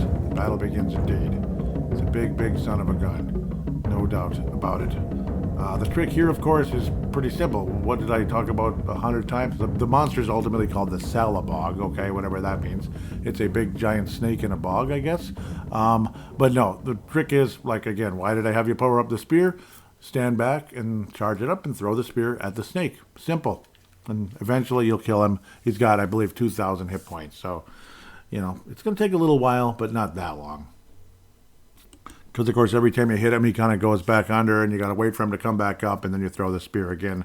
There's 3 different areas. There's to the right, the left, and the center. So you kind of walk around and eventually kill him. He's not that hard. Just be patient. That's all. And, of course, the most common thing of all, don't get too close, because he will do severe damage to you. He's pretty strong. And the most annoying aspect of throwing the spear at enemies in this game is, you guessed it, occasionally it'll say miss. It just will drive you to shatter the TV screen, because it happens way too often, and oftentimes the monster's coming right at you like a raptor, and it flipping misses, and guess what? You get hit, and they don't. Great. And then the satisfying explosions when you finally kill the big guy. Because he's a pretty significant boss. That's why you get that intense music. And there's a few bosses in this game. Yeah, it's like perfect music. It's, a turning point of the game, honestly. in a lot of ways. He's, well, you're not at the end or anything. Eventually, you're going to go into the volcano. That's the end of this part of the game, the prehistorica and all that such. And I'm already well over an hour into the game. The guy says, thanks to you, it's sunk for sure. That would be the snake. Good job. No problem. You can call me Blimp. I work with swamp gas and fume bugs. See, I have to read this. Oh, that explains the stench. I haven't noticed. Come on in, kid. I'll show you my place. That's the funny part. Yeah, anybody that smells bad or is around that kind of thing, they don't notice it because they're so used to it. Scary. It's not the great caverns of Makanda, but it's home. Okay, that's nice. Well, if you like mud walls and leaf floors, it's pretty nice, says the main character. I don't have much to offer you in ways of thanks for saving my hut, but yeah, ultimately you wind up with the mud pepper, which is, an item that is super valuable. Unfortunately, you only get one, so obviously, but luckily you don't just use levitation blindly. You have to have something to target to levitate, and that is rocks on the ground. That's the only thing you levitate in the game. It's off and on. Eventually, much later in the game, well, not much later, but once you get past this part, you can buy mud peppers from Blimp in the Antica part. That's the next era, so to speak, of the game, the next plateau, so to speak. But this one he'll give to you for free, and you can get more later on if you need to. But you can also find mud peppers along the way in the volcano, because there are more rocks to levitate. So it's an option to go all the way back to the swamp here and go get the mud pepper for free from Blimp, or find them in the little gourds in the volcano, and it's pretty linear. It's pretty easy to find. It's not a big problem. So go that route instead when you get there. Simple. So now we're going to make our way to that volcano, to that rock, and lift that son of a gun. Lift it up. Lift it.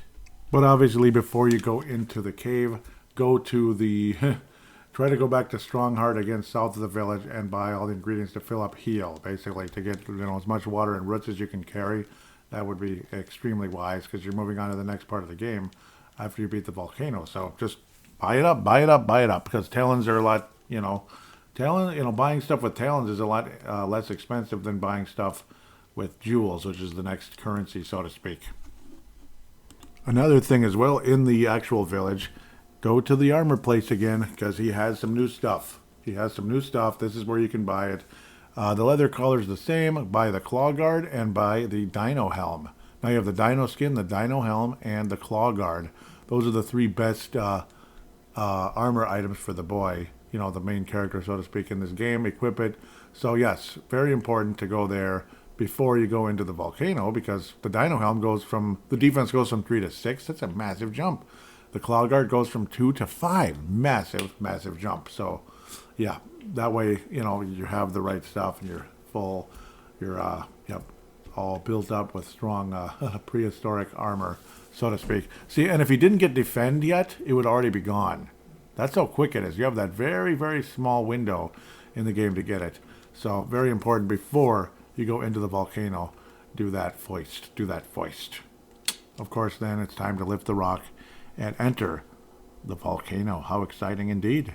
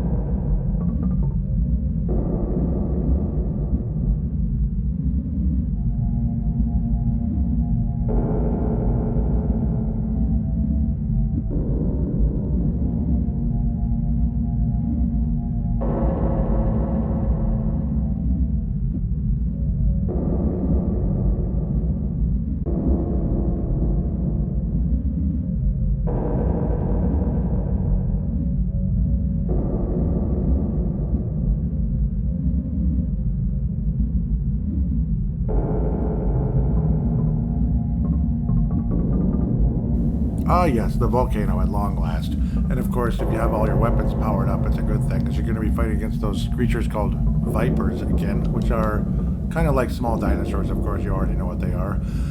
And of course, again, it's a fairly linear level, and you do not have to go back to the swamp to get the levitate mud peppers. So, yeah, you can actually just power them up or pick them up as you continue through the level. So you'll meet dead ends, just go the other way basically and work your way towards all those little gourds that have treasures inside of them.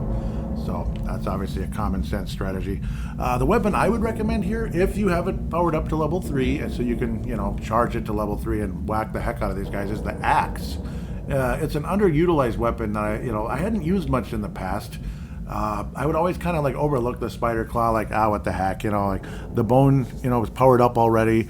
Otherwise, once you have the spear, hell yeah, that's the way to go. But in this place, you meet up with more kind of hand-to-hand type of combat, it seemed like, and I think the axe really comes in handy. You just whack the heck out of these SOBs, so I would recommend that.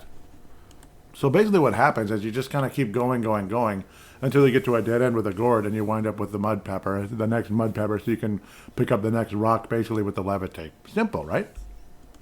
And there's also parts, as you continue to progress through this part of the level, where you'll see rocks up on ledges. You just knock them off the ledge with your weapon, and voila, you get the path opened up a bit to another treasure or whatever the heck it is.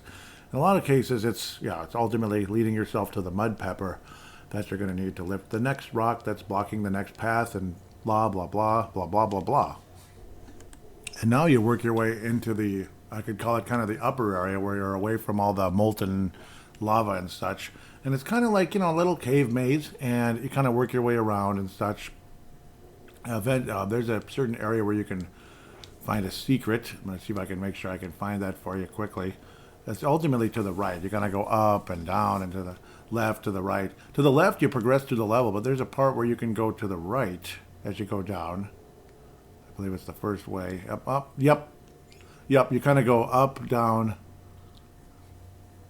You go up, down. You go up, left, down twice, I believe, once or twice, and then ultimately there's a little secret kind of through the wall, right? You can kind of see him if you're aggressive, you pay attention closely and all that, and he will actually give you he talks to you about how the vipers are going after themselves, they're cooling down the outside world and such.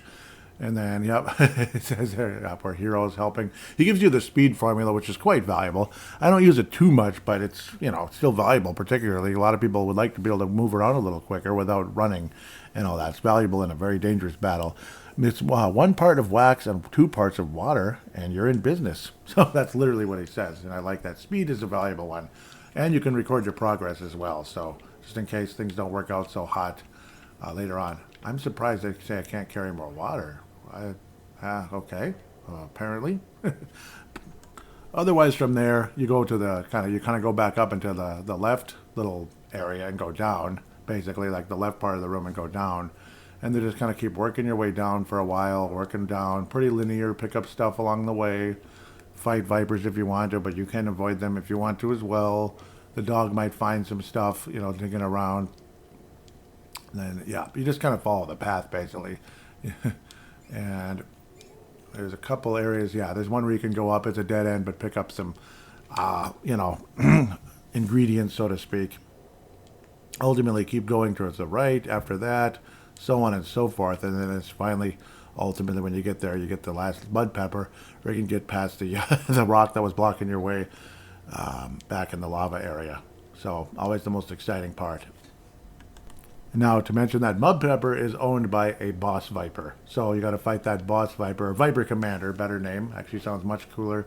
And you hack away at him until you get the final mud pepper. And then work your way back to the lava area, so to speak, and lift that last rock. Lift that rock, baby. Lift it. Lift it. And after you lift that rock, you get into kind of a sewer area. I'm not sure where a sewer would be in Prehistorica, but I guess so. You basically have 2 paths to choose from. Sometimes I forget. And of course, there's maps on the internet as well, where you can basically learn the path on your own. It's funny because if you take the right side, that's actually the end. So that's actually the end, but it's closed. So you have to work your way all the way around to the other side to open the switch and then come back here again.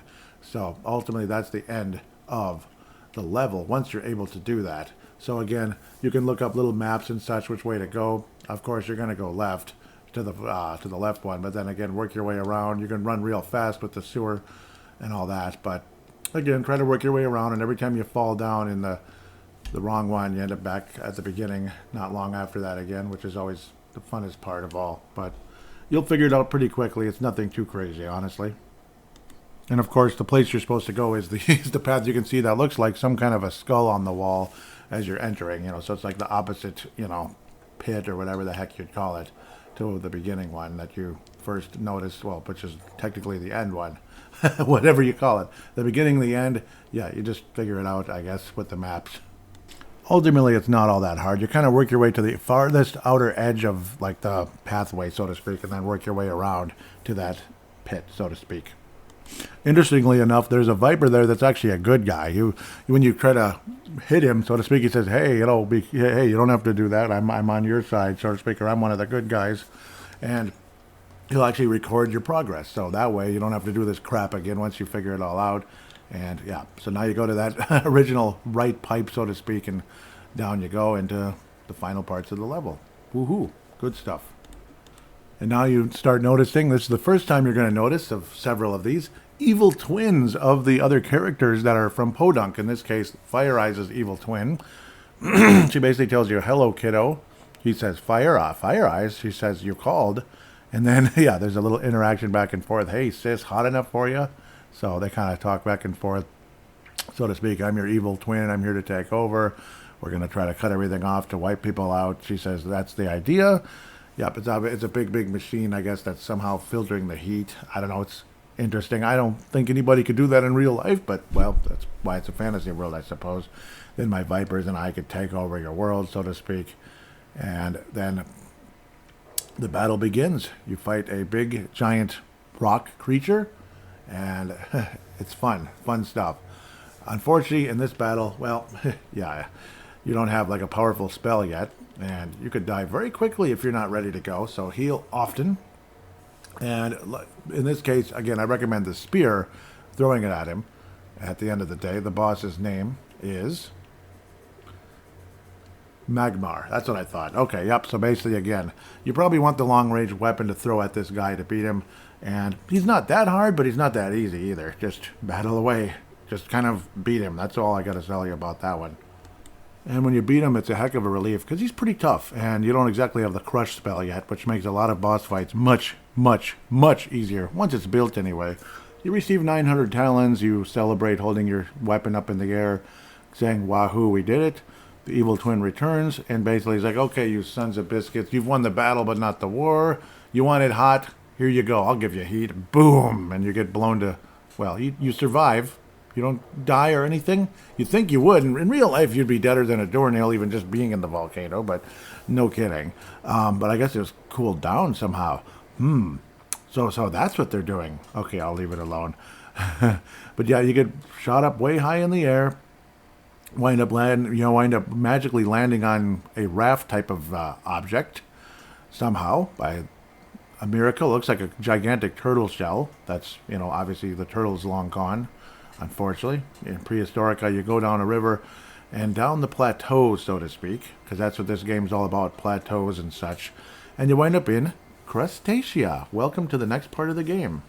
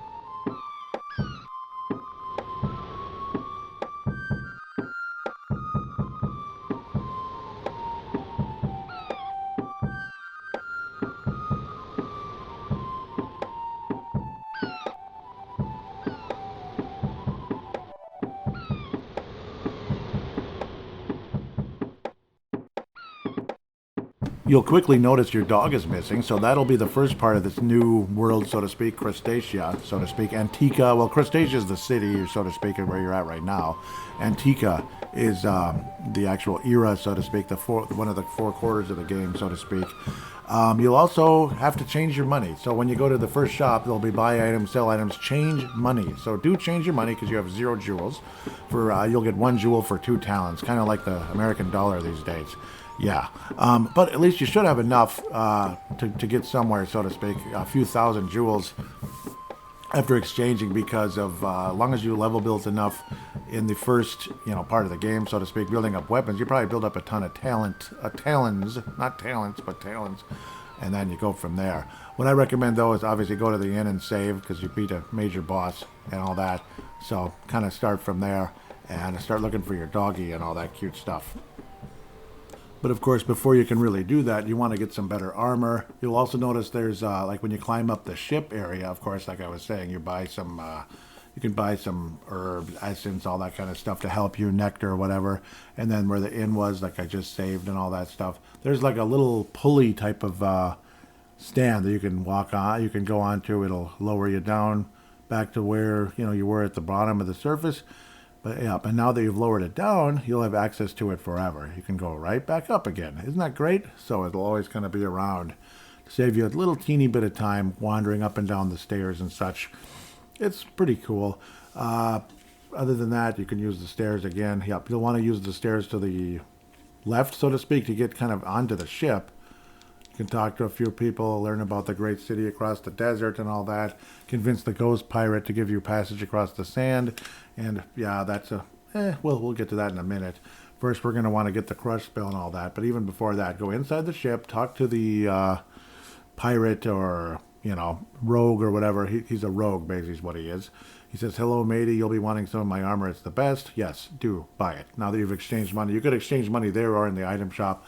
Buy all the armor, and hopefully you can afford it after level building for quite a while. You probably should be able to, including do buy the spiky collar, even though the dog isn't around, because when you gain control of the dog, you can equip it. So of course, buy the, the bronze helmet, bronze armor, and the serpent bracer, and equip it immediately, because when you're going to want to, level build, so to speak, coming up here, you'll want to be stronger, because you're placing much stronger creatures than before. So simple logic there. And despite the fact you had literally the level 3 / the the best stuff you could possibly get in the prehistorica, you're still pretty much doubling your defensive power, buying what would this be the weakest armor in this part of the game, in the Antica part. So yep, there's always 3 levels. This is like the level 1 stuff. You'll get level 2 stuff and even potentially level 3 stuff when you go into the great city, as they call it, across the desert. Woo.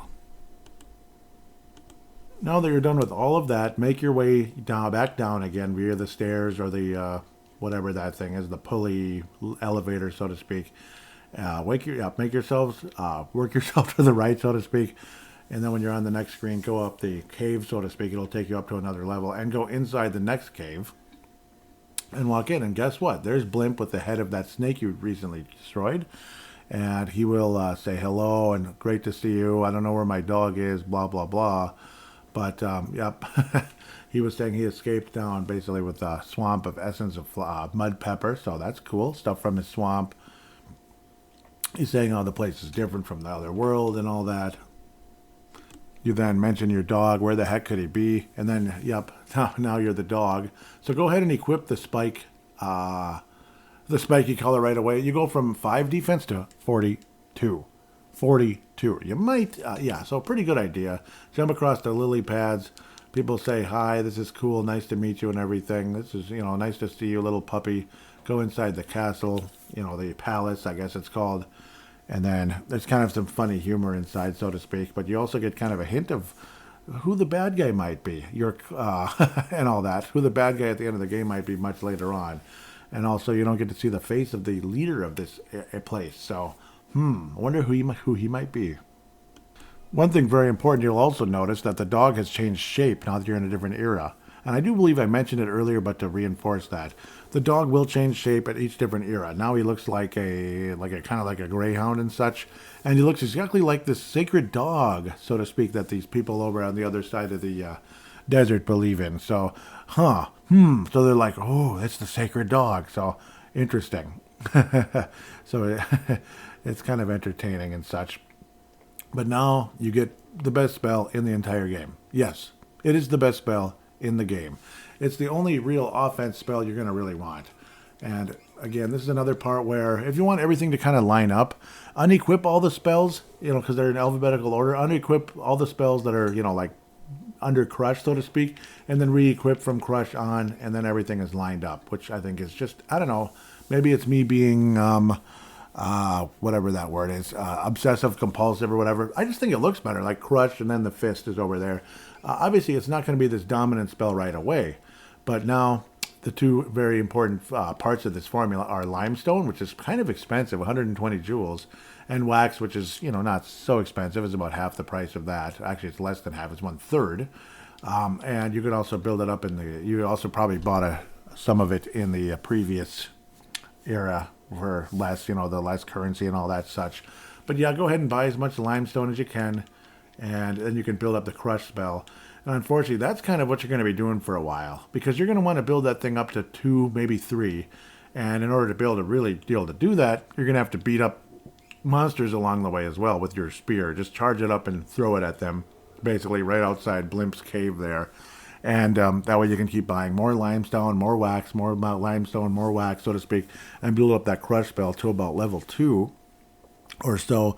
That way you'll be able to beat Vigor the Victorious, or whatever the heck his name is, which is a pretty tough defensive gladiator in the city. It's not a village; it's a city up ahead. It's kind of like I don't know, like Ephesus or something. It kind of reminds you of like biblical era. Basically, that's pretty much what this is, like Ephesus or Athens or something. Like Greece or Ephesus. Just think biblically and all that, because you get the Greek temple and the Rome, like biblical era, and then of course the Great Pyramid, which is a very Egyptian type of thing. So it's cool kind of stuff, and you'll get to meet some more characters along the way as well. But for now, level build that spell. That's all I gotta say. Did I say level 2? Probably more like level 4. That's the thing. That's where this can get a little bit on the tedious side, but level 4 is probably better.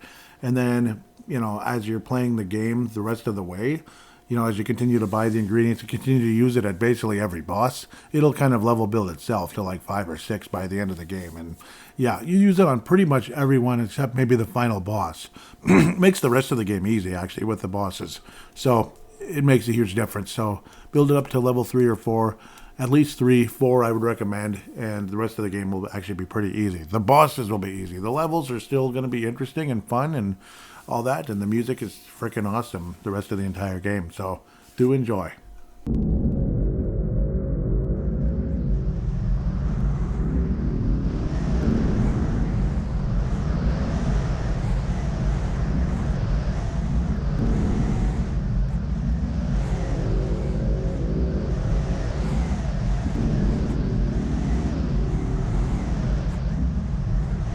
So, like I said, you want to get Crushed to about level 4. You could get it to level 3, but if you get it to level 4, it's a good idea.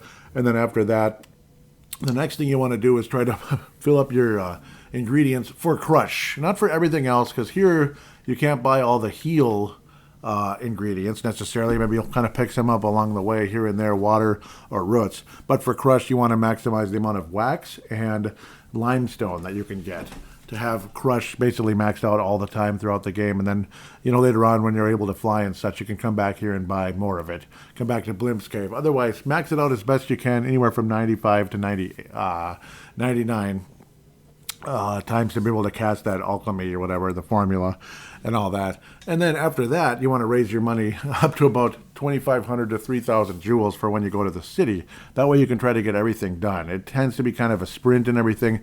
And heck, you don't have to do everything before the boss, but if you do get everything, you'll get all the best items, so to speak. You'll be able to get all the level 3 items, level 3 armors and such. It's kind of goofy and complicated. I'll talk about it as much as I can. Of course, again, there's guides throughout the internet as well, but I'll try to talk about it as much as possible without rambling it to death. So let's make our way through that frickin' desert once and for all. But even before you do that, make sure you buy at least 5. This is another thing. Before you buy at least 5 of the mud peppers. Obviously, you just buy them all in one. It's a 5-pack, so to speak. You buy everything in 5 packs. Unfortunately, that's 300 jewels for those, but that's probably all you'll need the rest of the game. If you want to buy 10, go for it. But 5 or 10 is probably the amount of mud peppers you'll need the entire game. So now as we head towards the desert at long last, you'll run into the Ghost Rider, or whatever the heck you call it. You'll also notice that there's oases around and such as well. You can actually refill your energy at each oasis. It's a little thing of water, and you could have been doing that while you're level building as well. So hopefully, yeah, I wish I said that a little earlier, but maybe you figure that out on your own. Otherwise, you just go to the inn and such, or pick up nectar as it randomly starts popping up, and some of the enemies die. Either 75 jewels or nectar. Now that I've babbled enough, you'll go up to the ghost in the rowboat, or the skeleton in the rowboat. He'll say, "Hey, Jack, do you want to lift?" You say, "Yes." A ride across the desert, well, the hot desert will cost you 1 amulet of annihilation. Guess what? You don't have one, so you know what? Either save up 10,000 jewels, which, no, you're not going to do that. That'd be the stupidest thing in the world you could do. What you're going to do the first time around is you're going to walk across the desert yourself. That's right. And also, you can get the Sting spell this way, or Sting formula, Sting alchemy this way. Look it up on YouTube how to get it. It's kind of a little trick. It's not the most complicated of all time. I'll try to describe it as we're going as well. Honest to God, just type in Secret of Evermore Sting when it comes to YouTube, and that's pretty much it. You just kind of open up that video, and he'll take you there, basically. So quite simple as we try to attempt to do that. So basically what you do is, from the first oasis, you basically walk northeast, kind of at a diagonal angle. You just kind of go from there. It's going to take a bit of time, unfortunately, but that's how it goes. You'll run into some stuff along the way, but that's unfortunately how that goes. Imagine that, right? So basically at that point, you'll reach another oasis after you've been walking northeast for a while, and then you just walk straight north from there on, and eventually you'll get to an oasis that has an alchemist there that will give you the Sting formula. It's not the most, it's certainly not a formula that's going to be a game breaker one way or another. It's not a deal, it's not going to be a game changer at all. It's just it's one of those really hard to find alchemy formulas that people have kind of passed by as they played through this game. But that's how you do it. So you basically just get it there. There's the guy right there. I got the Sting. It's a hot one today, isn't it? And the bad bugs are out too. You need some help. What you need is some help, and I'm prepared to give it to you. There's a formula called Sting. It'll give you the edge over the nasty critters. So it's basically like a swarm of bees that come out and sting stuff, but you don't need it crucially or anything. But it's still nice to have. Ethanol and vinegar are the 2 ingredients. 2 waters and 1 vinegar. How that makes a bunch of bees come, I don't know, but I guess it does. 2 waters and 1 vinegar, and that'll do your Sting. Maybe if you want to equip it just for fun to say you have it, that's all you got to do. Otherwise, from there, you just keep going north till you finally reach the city. This is the first part of the game where you'll notice you don't have room to equip any more alchemy spells. I recommend the first one you want to just drop is Hardball. It's crap. Just drop Hardball. Eventually, you'll be dropping some others like Flash and such. But, keep, obviously, others. Acid Rain isn't good either, unless you really think it is. I don't know. I certainly don't. But Hardball's got to be the first to go, in my opinion. Like I said, just keep working your way north. Just head north, young man, and all that cute stuff. And once you finally do reach the city, it's a nice feeling and everything. But then, it's in a lot of ways, you want to kind of try to do everything here as quickly as possible. First, grab up to the old man that looks kind of like Moses or something. He says, the end is near, heed my warning. Just kind of let him talk and talk. Press the button as fast as you can. It's just kind of on and on stuff. It's kind of like this is a video game. Don't just see it and that ends up being true. He's not a nutcase. That actually is true. If he's lying, may the powers that be turn him into something. Press the Y button to cancel it, and he will give you something. I forget it. Okay, it gives you a stone vest. So that's where you get your first piece of armor, or like the level 2 armor. Apologize if I'm talking a little fast, but this part of the game is kind of like, the way it is. So now what you want to do pretty much is try to get the cheapest amount of rice. That's kind of like the most basic. So you're going to be trading goods all over the place. I don't expect you to follow everything you say, everything I say, but try to go north a bit to a point where the rice are only 3 jewels per bag. That's the cheapest rice, and right next to it is the cheapest spice. And then you kind of work your way through that. I would recommend again using guides, because if I just talk the whole time, it's going to go on for an X amount of minutes and drive you nuts. So look for guides to kind of how to trade everything as much as you can. But basically maximize as much rice and spice as you can get for the time being, and kind of go from there. Work your way around what you can trade, and you can just wander around and figure stuff out as well. It's a lot of you are smarter than I am, so you'll be able to figure it out in your own way. And of course, there's guides that can show you which table has what all over the internet as well. So yeah, overall, it's a very fun part of the game, but it's kind of a sprint, and you got to just move. You want to do as much as you can, because eventually they stop everything, and you got to go to a quote unquote meeting in the center of town, which ends up being interesting situation. It's nothing bad. It's just the next part of the story and all that. And again, it gets like trade. So I'm going to kind of keep throwing things out there. Basically, rice, you get spice by trading rice and so on and so forth. But yeah, it's interesting. Let's just leave it at that. I better stop jumping in. One last thing, though, if you want to know how much of what you have, so to speak, kind of play around in the menu until you get to the pouch. In the pouch, it'll show the amount of trade goods that you have. So that's definitely a valuable thing. One last thing I absolutely have to mention, though, before the meeting, go north outside of the market area and go a bit to the east, so to speak, to the right, and you'll find a rock that's just kind of sitting there. Levitate it. This way, you're going to interact with a big, giant, muscular guy named Tiny that will say, "That's not how you lift a rock. I'll show you, basically. I'm the barbarian, Tiny the barbarian." And then he throws the rock, and it'll actually open up a little pathway back by Blimp's Cave to give you some special items. This is the only part of the game you can do this. So do it now. Do it now! Like Arnold Schwarzenegger would say. The crappy part is you have to get a tapestry first, which I always forget because I'm stupid. You have to get a tapestry first. Just stupid son of a... You have to pay for something no matter what you do, no matter what it is.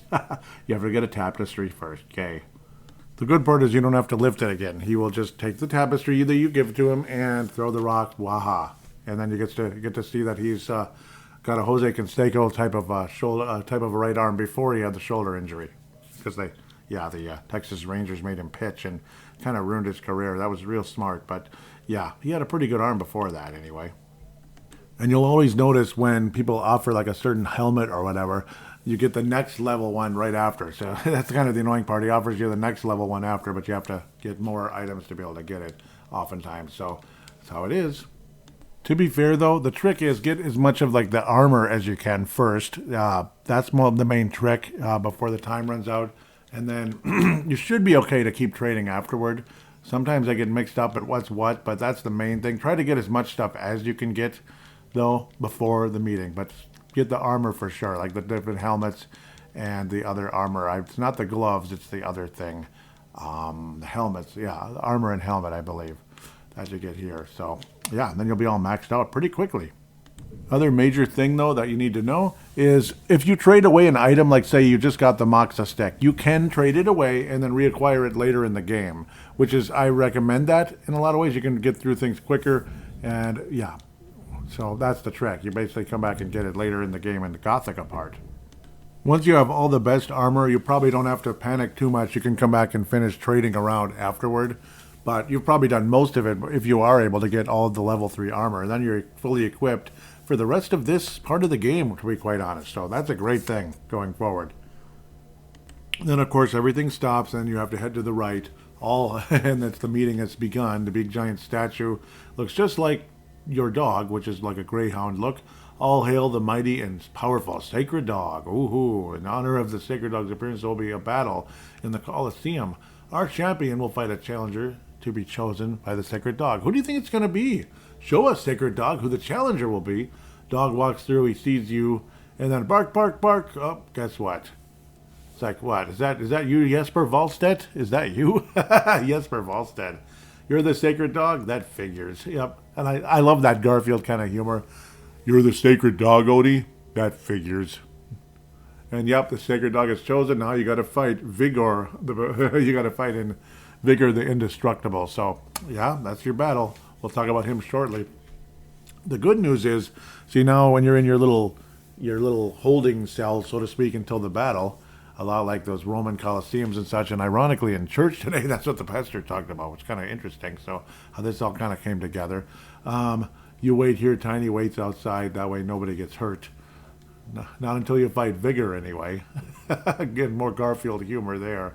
But before, you see, when the door opens, it's your cue and everything. But first, that's basically what they say. Pombelonis, very cool name. And, yep, they say, hey, you were chosen. You got to fight. You try to, like, stop him from getting in. But in the room you're in, before even if the door opens or not, look around a little bit in the walls and such, particularly to the right and anywhere. There will be items all over the place. And, yeah, you're going to get items that you wouldn't have gotten had you not gotten all the armor. That's the reason why you wanted to get the armor. So you'll be able to get these items actually earlier in the game instead of much later in the Gothica part. So, nudge, nudge. One of those items, of course, is the Thug's Cloak. But you can also, again, walk into the right. There's a secret entrance. You'll see a bit of that in this part of the game.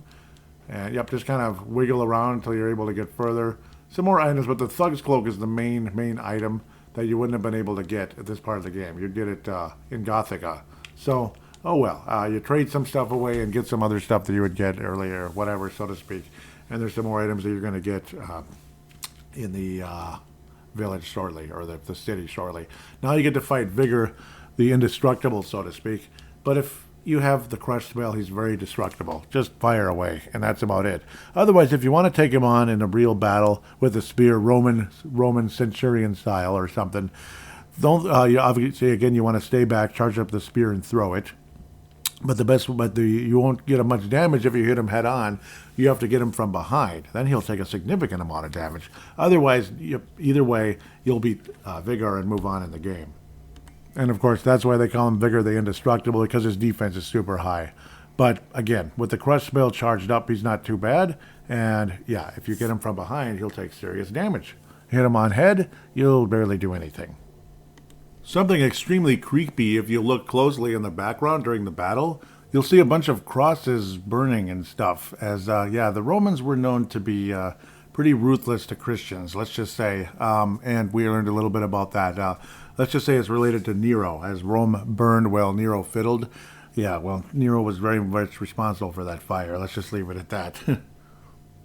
Then they tell you they underestimated your abilities after you celebrate throwing your spear and, basically celebrating and being happy. Obviously, you accomplished something pretty unexpected, and now you get a gladiator sword. Well, okay, I'm already a gladiator now after that, but no, it's a upgrade.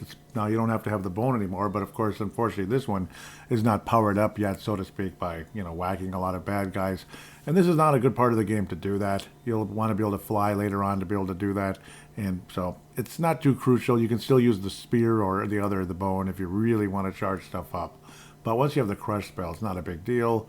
The hero wants to get back to Podunk, so to speak, and the guy says basically, go to the other area like the pyramid and the Call of Calasia, basically, to get the diamond eyes of the sacred statue. That's what the leader of this place wants. So help him out and he'll be able to help you out. Right. Sure, he's going to help us. But, well, that's the next part of the game, so you want to kind of head back south and all that. But first we're going to mess around in the... or go after the cheese, as the hero just said. And you're going to want to mess around, though, in the town still and get as many items as remaining, basically. And we'll talk about that in a minute. As there's a small cutscene between the quote-unquote leader of the world that you can't see. You notice he calls the person talking to him from the wall your cleanliness. That's a clue to who the real bad guy is at the end of the game. And the person also says we don't want to trust people that have no sense of personal hygiene. Now, what kind of person is so worried about that? Now, of course, I am too. But let's just say the way they make sure to throw that out there. Who could that be? Who could it be? He's the real bad guy in the game, and you notice how he just called this character number 2. So could it be a evil twin number 2? He said, we've had problems with that meddling kid on the other side of the plateau. Don't let the same thing happen here. Meddling kid. Somebody called you, somebody once at the beginning of the game said, we can't have you meddling with the professor's experiments. Now, who was that? That was the butler, yes. So that might be, could it be the butlers behind all this? We'll find out. Next thing to do, I'd say walk up to the Moses-looking guy. Maybe it's later in the game. Okay, I apologize. It's when you come back later in the game. Otherwise, your next line of things to do, well, obviously keep messing around in the area, like the ancient ruby heart, the sunstone, this and that. Some stuff you're going to trade away for other items. Otherwise, yeah.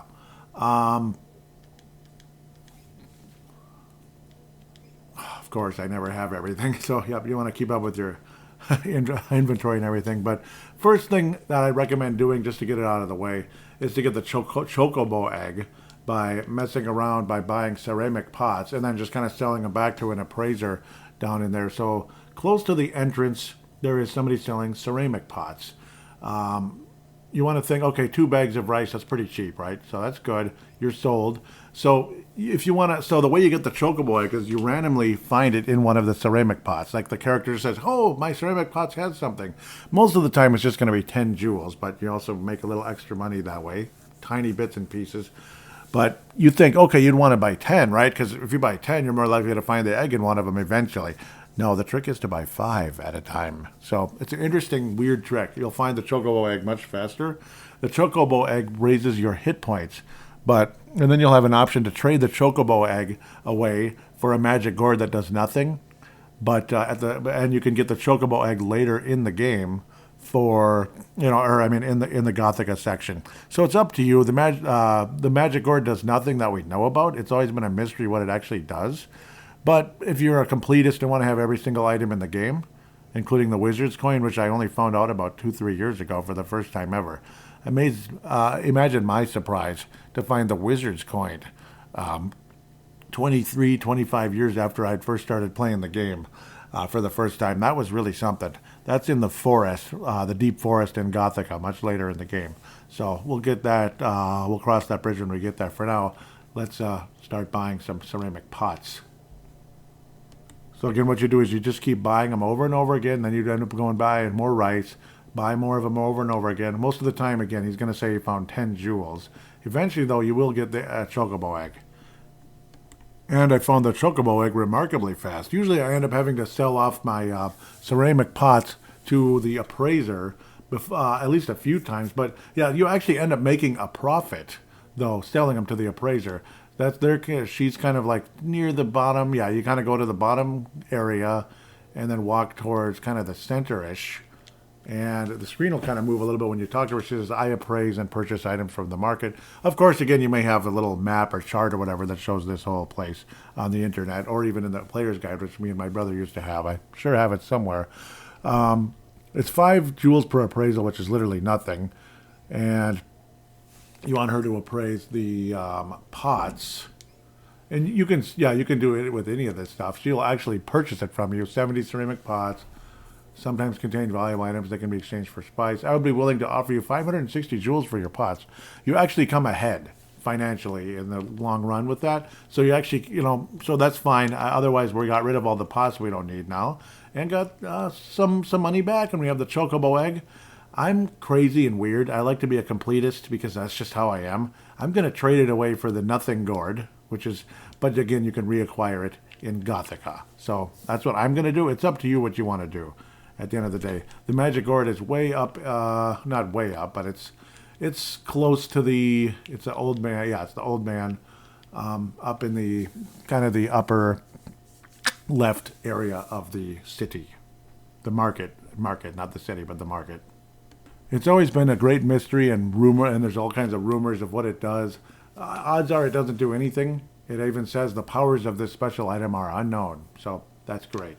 Otherwise, I have the Jaguar Ring, the Sunstone, and the Thug's Cloak at this stage. There's many more items you will be getting as you progress in the game, and I'll keep checking around. I believe there's a couple still here that I haven't completed yet. And that's, of course, the Ruby Heart. Yeah, you can trade it away for the Moxa Stick, but you want to do that you want to trade the Moxa Stick away for the armor, because that's the only way to get the armor. I believe that was the Centurion cape, if I remember correctly. It's one of the two, or the Gloves of Ra. So you end up having to do a Tapestry, Jeweled Scarab, and Limestone Tablet. Those two items are on the other side. It's kind of a pain in the butt, but you got to do it. Another thing, too, you can get the Atlas Alchemy. It's nice and everything. You have to purchase one amulet of Atlas. Eventually the money goes up. Atlas medallion, pardon me. And the price of them doubles each time you buy one.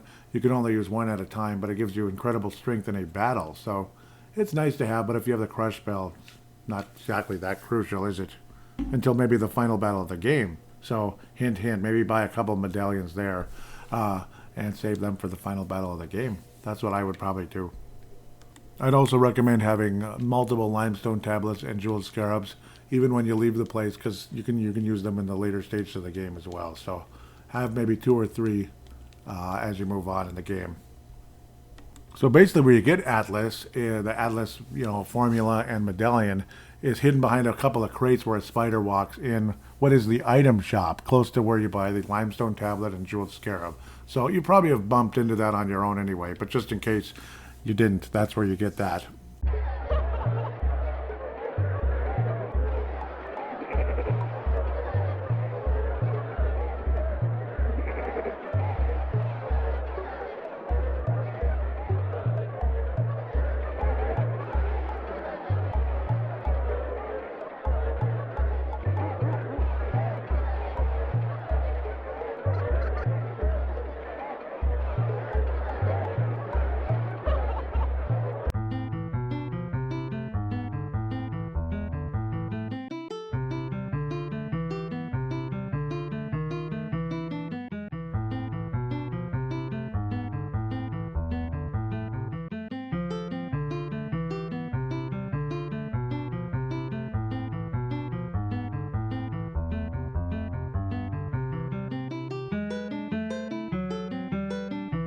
Otherwise, back in the city and such, there's another little door you could go in. That's an inn, so to speak. You could save there if you want to. Like, say you're tired of messing around, just go ahead and save there and turn it off, or whatever your plan is. Otherwise, there's other things to get. The silver sheath, you can trade that for the armor polish. You can also finally get the amulet of annihilation, which is that weird ghost rowing. Maybe it's PJ Fleck in a couple of years, right? Row the boat. Yeah, Golden Gophers for those of you locally. Row the boat, Skyuma, go Gophers, right? But he's a skeleton now, right? But yeah, God willing, you've got the best helmet and the best armor, and of course the gloves and all that good stuff. So yeah, you're fully equipped. I probably mentioned that 15 times. The Sunstone, hopefully you have that already. The Moxa stick, all that. So the silver sheath is right next to the appraisal lady and also the armor person. He says, the silver sheath will give you your sword more strength. I will trade it for the sunstone or a golden jackal and 10 jars of spice. Well, we don't have the sunstone anymore, so let's trade for the other goods. And thankfully this time I actually have them. So you have the silver sheath, and he's going to say, I already traded you my most valuable item, blah, blah, blah, blah, blah, blah. So let's go up north a bit, kind of north central, like kind of the top group of places. Should be a guy I can trade you my armor polish for the silver sheath and 75 jewels. Is it a deal? Say yes, because then you can get the silver sheath in the see, he'll try to trade you back the silver sheath, which would be really dumb. Then you just spend more money for nothing. So you can get the silver sheath in Gothica. Otherwise, you trade back the armor polish, which would be the dumbest thing ever. Like, why would you even consider doing that? Next thing is, you notice there's a guy, if you go to the left just a little bit from the silver sheath guy, and to the right of the golden jackal guy. You can always get a bunch of those if you want. I think just in case, sometimes I'll get some for a spice because it's fairly cheap. But there's a guy next to him that looks like he's got a bunch of like weird stuff on his table, basically. And he says, hey, buddy, how'd you like an all-powerful amulet of annihilation? You'll impress your friends and foes and all that stuff. You'll frighten them. And he says, all yours for a mere 30 bags of rice. The trick is, say no way. And then buy it for 15. And then you got another one and say no way and get it for 15 again. See, otherwise, if you keep saying no, you could keep saying no forever, and he'll basically give you 3 amulets of annihilation for like almost nothing, but then he'll tell you go to hell. I'll never give you anything again. So the best way to go is just to go for the 15 and over and over and over again. You could get like 5, 10, whatever, and you'll probably never have to walk through the desert again. That's what I do, because rice is cheap. Hell with it. So just buy like anywhere from 5 to 10 of them, and you should be set the rest of the game. Also, you will need multiple amulets of annihilation in Gothica for trading. So there's another reason to have a bunch of them. Yeah, so get probably get 10. Oh, shit. But so the other trick is too, once you're at a point where you have less than 30 bags of rice, your negotiation ability is gone. So you go buy some more rice. Otherwise, he'll basically say, go away. Basically, yeesh, tourists. So go buy, get your amount of rice back up to like 20-ish or so, or 20-ish, like 80, 90 or so, 99, whatever the heck, and all that. And you can get a bunch of more amulets of annihilation and just kind of keep doing it. Unfortunately, I'm low on funds because I bought too many items, which is really stupid, but who said I was smart? I don't know. I'm just kidding. There I go, ripping on myself again, but yep, 15. So the trick is, you have to have more than 30 bags of rice to be able to quote-unquote negotiate.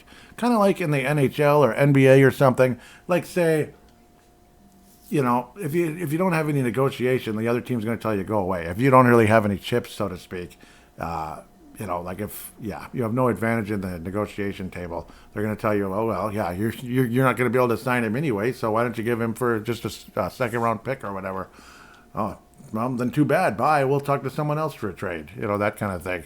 So, yep. So that's the whole thing. It's being able to have negotiating power, and I think I've dragged that out way too long. You get the idea by now.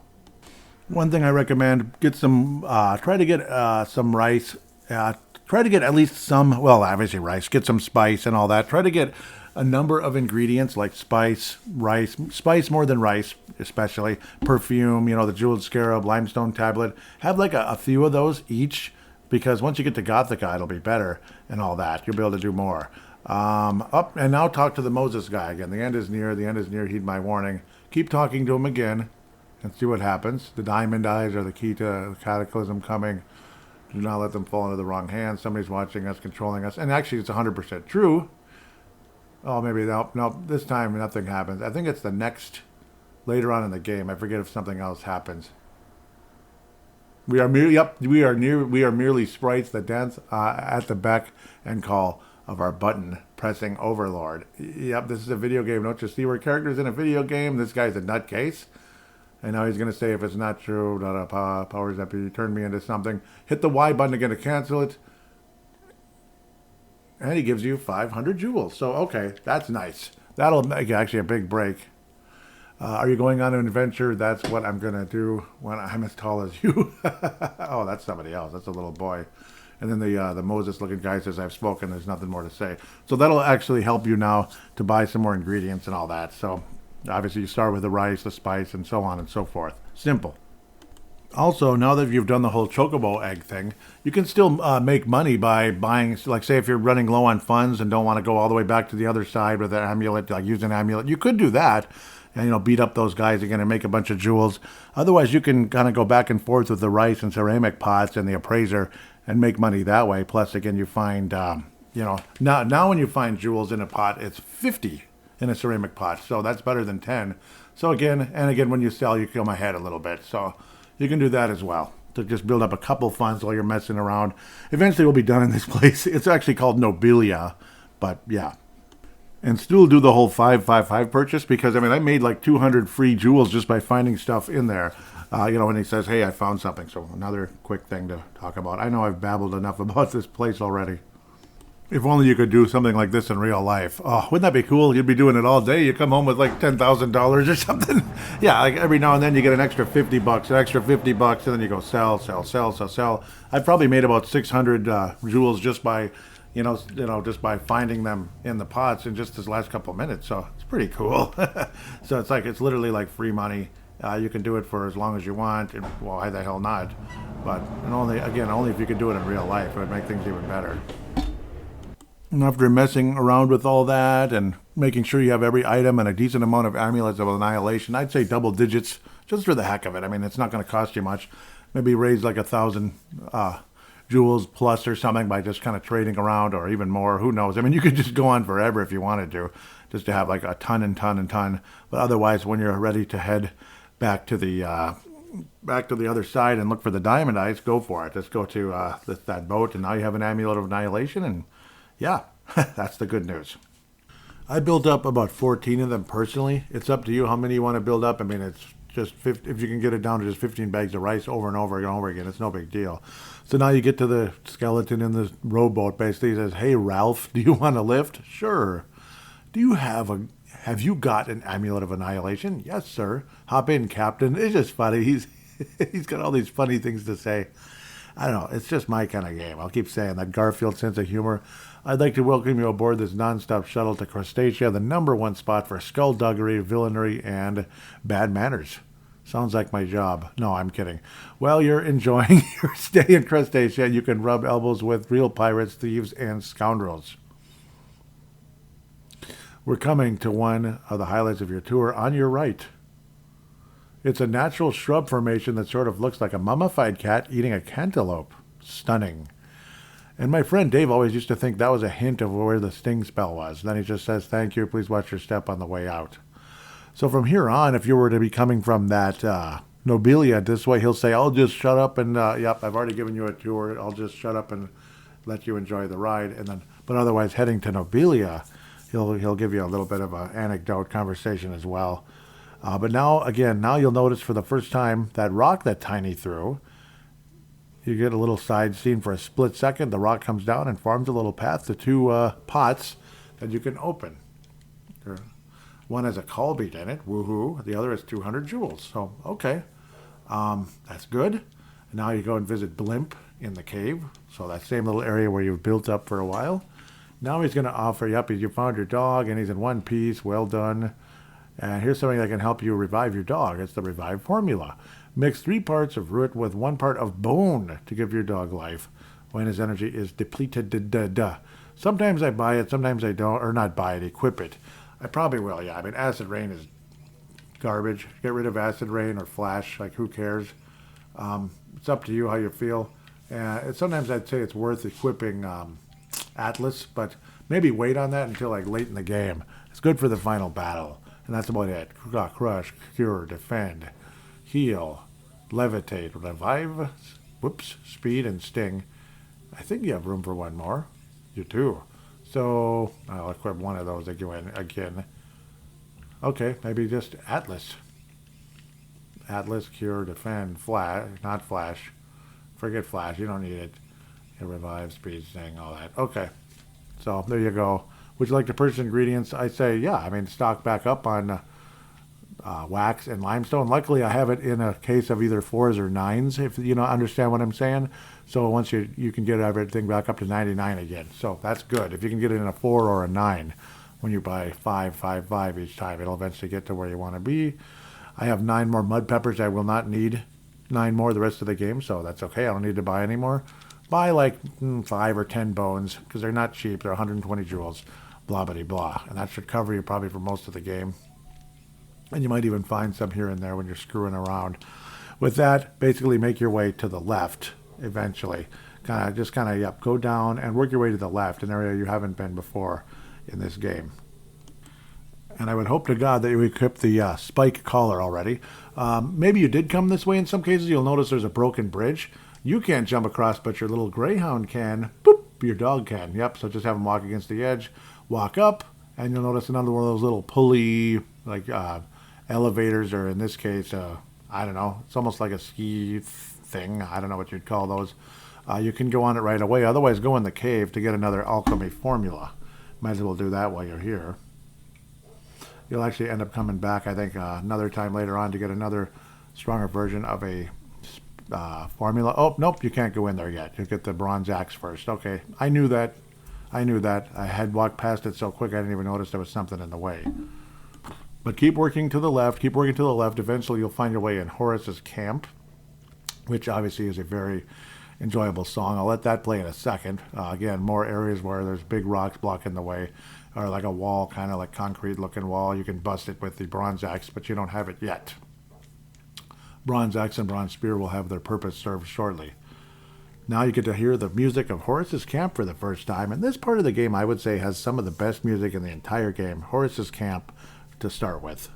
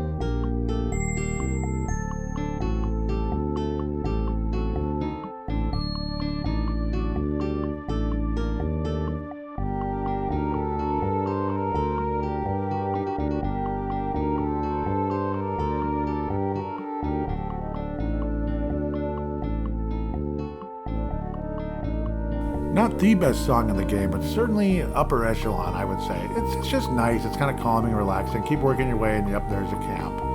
And then you see Horace. You'll notice he looks kind of like maybe the leader of the nobilia with his back, like when his back is turned, he looks kind of like him a little bit. Evil twin again? The evil, yeah, the leader's actually evil, yes. But here's the real Horace. By golly. What do we have here? A visitor, yep, which is nice.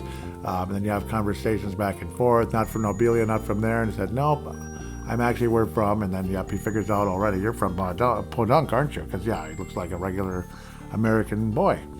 Horace ultimately is an archaeologist. Horace Highwater, cool name. He's also originally from Podunk. And the reason why he's in this world is because he's an archaeologist type. So like going back thousands of years in the past, like say biblical times, anywhere from Moses to Jesus, around that time, maybe a little even after that, like Roman times and such, how that went on after Jesus for a while. So he figured that's, He also figured that a podunker would probably bump into him at some point. This ancient world is a product of my imagination. He was the curator of a natural history museum in Podunk. And yeah, early civilizations and all that. Yep, so it all makes sense. And the boy, again, puts it all together that he was part of an experiment and all that. And you first talk about that back and forth. Anyhow, I'm probably dragging this way too far. But this, for the first time, is when you find out that Elizabeth is Professor Ruffleberg's granddaughter. Okay, so there's a relation there, where the other people are friends. He also talks about that another guest of the party was Miss Bluegarden. You'll see her in the next group in Gothica. She's the librarian. So that's another major important thing. We talk about the Diamond Eyes, and Horace says, ooh, so that son of a gun wants the Diamond Eyes, huh? That's a bad sign. So let's get them first, basically, is what is the conversation here.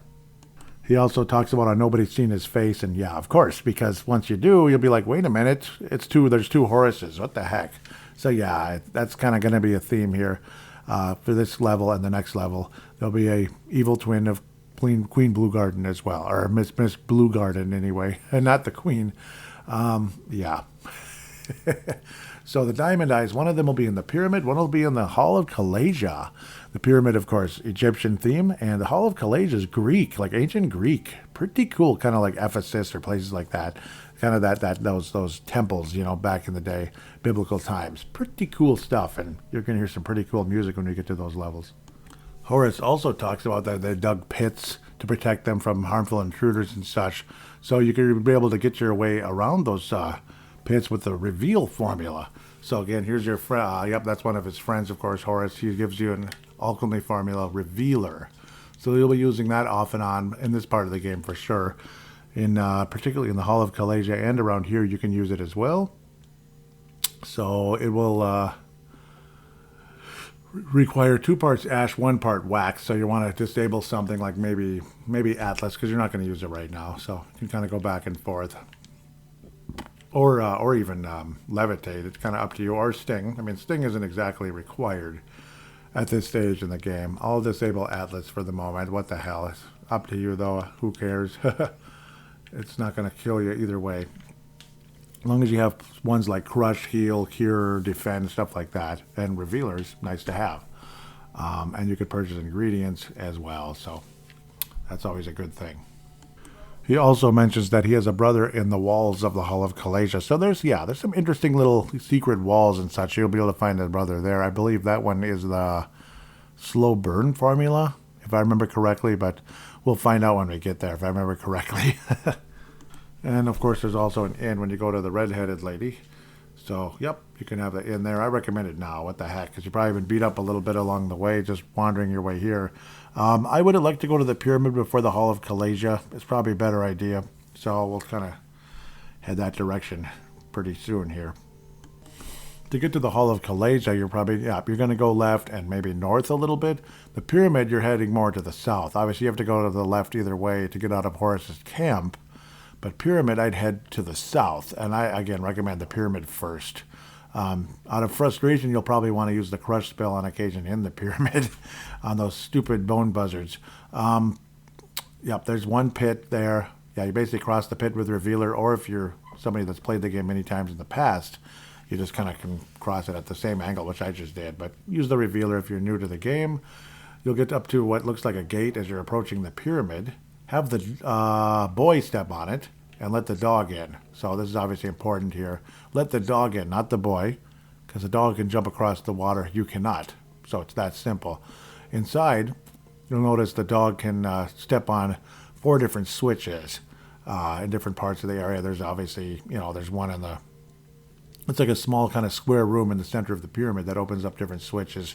Southeast, northeast, or southeast, southwest, northeast, northwest. This and that. So once the dog's in the room, just switch back to the boy by pressing select. So in this case, you're going to be separated for a little while. The dog doesn't go up the stairs anyway, supposedly, just like earlier I said, it's too steep, but I've seen dogs climb stairs before. Otherwise, just head your butt into the pyramid and listen to the cool music.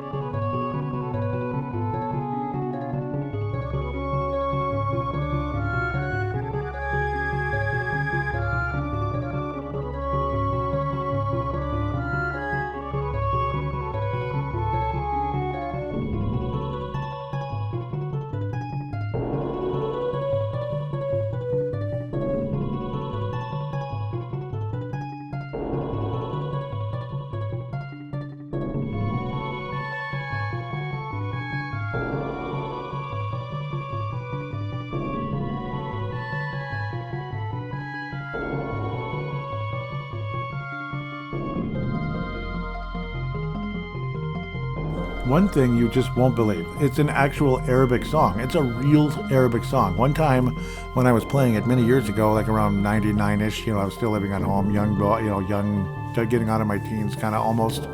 And I was playing the game, and my dad all of a sudden started singing to the song as he's walking by my bedroom. And I'm like, wait a minute, that's a real song? And he said, yeah, that's a real song. I couldn't believe it, and he sang exactly to it. So it is an Arabic song in the pyramid that you're listening to. Kind of cool, huh? The pyramid, of course, a fun level. I mean, it's not as complicated as it might look. Just kind of work your way around. I'm not going to give you exact locations where to go and everything. It'll be too long and too tiring, I'm sure. Just kind of wander around, explore, and when you get to areas where it looks like there's a gate in the way, just have the switch over to the dog and step around and see which one opens. So that's kind of a simple thought process.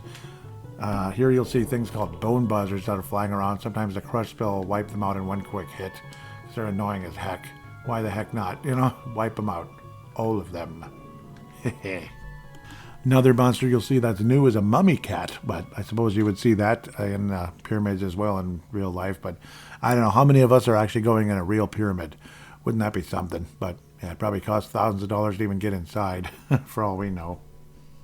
Son of Sets are kind of like, yeah, they're kind of sphinx looking, I don't know, humanoid guys with cobra like masks, I guess. Yeah, you can kill them quickly with Crush too if you want to. Otherwise, avoid them. They're interesting. Yeah, real interesting. Eventually, see, if you get to the top, you'll notice there's a switch on each side of the gate. So that's for the boy and the dog. That's later. So you don't want to go there just yet. But you can go down the stairs to the next room, or next entrance or whatever and such. So that's another kind of a small tip, I guess you can say.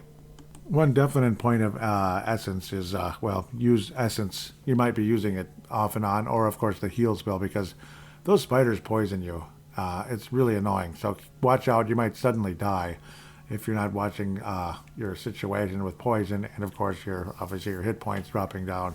It's happened a few times, and it's really devastating because you got to start everything over again because you didn't exactly save in the pyramid probably yet, did you?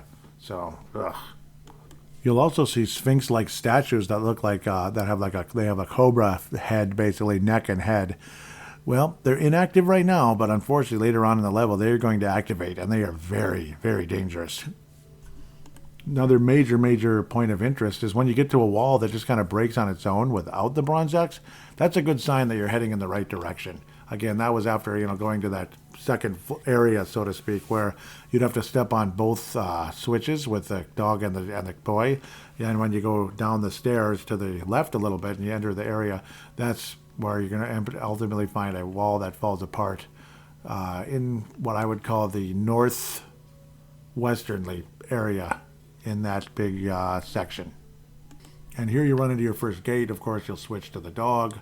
I think it's the northwesterly one, and it is, yes.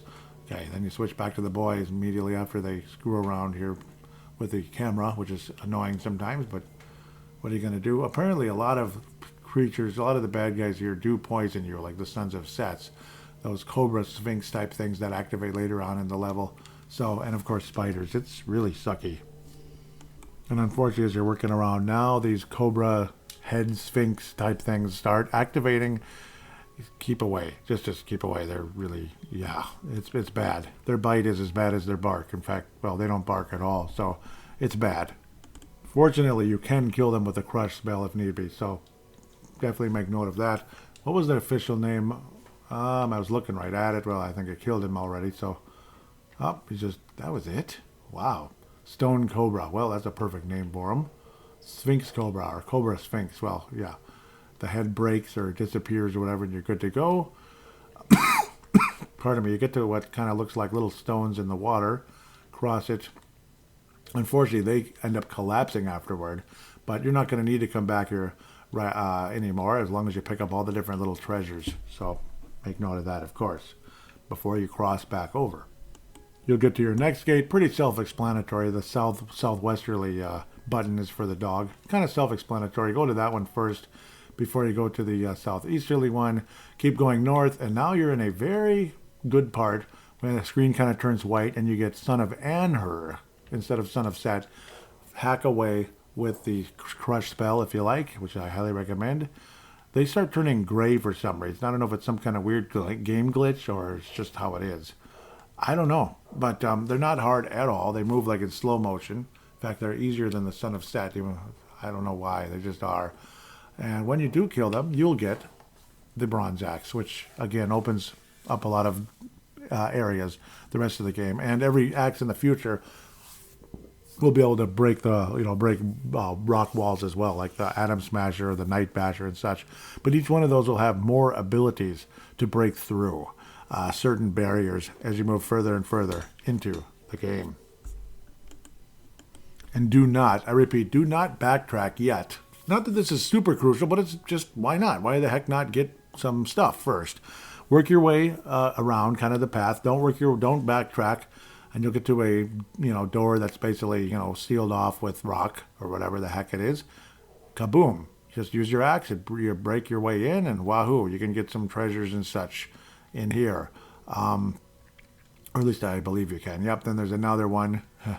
And you can go talk to the old man. He'll tell you we're safe here in the corner. You're most welcome here. And is that all he does is save your progress? That's nice, but we appreciate that. So at least it's a checkpoint. So in case something stupid happens and you die, or you just are sick of playing and you want to take a break.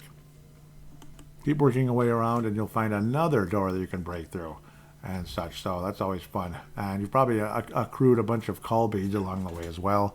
I don't really use them much, but you can. It's just nice to have that option, I suppose. Also, again, now that you've broken through multiple doors, break through yet another one, and you're in the same room as the dog. Okay, so that's fine, one way or another. So you probably don't need to get in that other area anyway. Maybe we should have, but it doesn't really matter. I do believe we're good to go. I think you can get an extra Horus call spell, but you know what I did? I didn't talk to Horus again right after that. That's how you can get the call. So talk to Horus first before you come into the pyramid, because, yeah, you won't be able to get it. Again, it's not super important, but it's nice to have, I guess. It's an extra call, basically, that you can have if you do that. So my apologies there. You might be noticing a trend. You only need a few alchemy spells in the game. And those call spells, they're cool and everything. And some people are probably like, wow, that's awesome. But I mean, how many are you going to really use? And it's not like, oh my God, it's a game changer. No, it's not. Crush is a game changer. It is.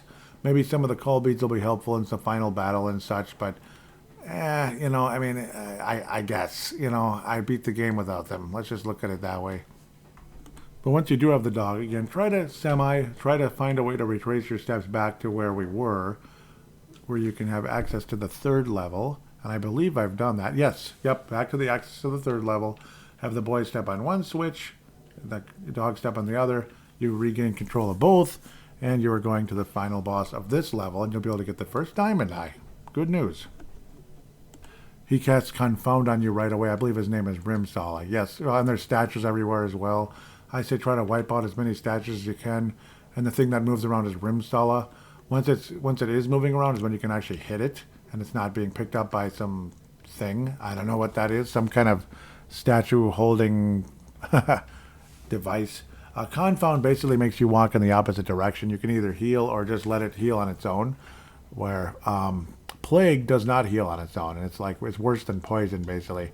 Luckily, you haven't been plagued, but you've been confounded. Damn it. The statues cast Flash, and it's a very strong form of Flash. Flash could be a powerful alchemy if you really, really build it up, but I'd rather have Crush. Bottom line, though, kill the statues first with Crush so they can't cast that dangerous Flash spell on you, and then focus all the way on that Rimsala thing. It's some kind of holding device that, like the Rimsala is basically like invincible at that time. And again, you just want to hack away at the stupid statues. And when they, obviously, literally the light goes out on them when they're dead, so you can hack away. The dog pretty much killed Rimsala for me on his own, so thank you. Thank you, Jesper Volstead, or Rex, or Fido, or whatever you'd call the dog. You get your first diamond eye. That's freaking awesome. And the good news is you don't have to walk your way out of the cave. Once you walk out downward, you automatically walk out of the pyramid. That's awesome. Probably go back to Horus's camp, save, and then you continue for the Hall of Kalasia. Ooh.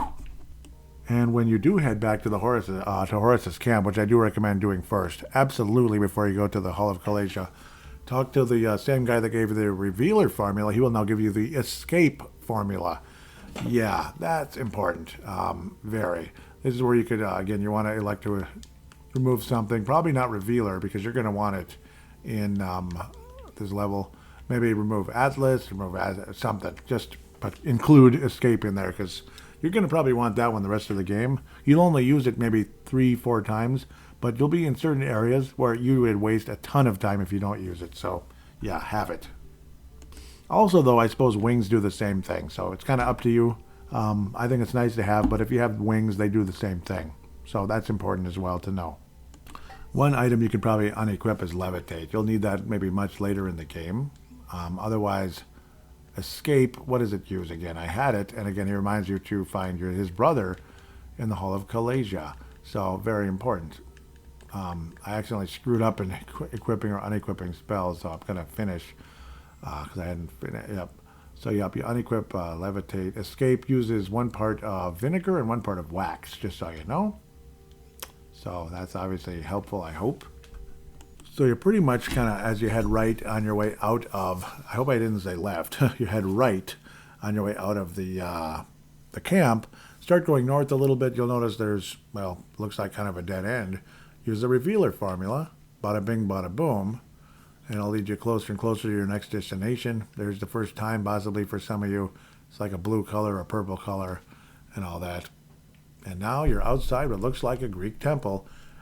It can only mean one thing. You are at the Hall of Kalasia. Welcome to probably the coolest sound music in the entire game.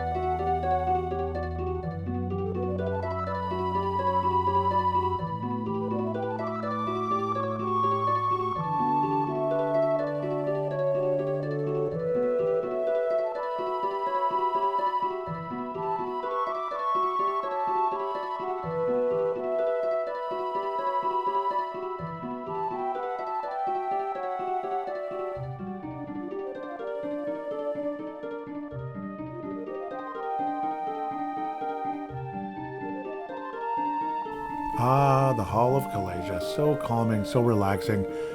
Just, the fires, the music. It makes you think of being around a fire pit or a fireplace. It is very enjoyable, very much. I always wondered what Greek temples looked like on the inside when they were actually active. Was it dark like this with fires everywhere?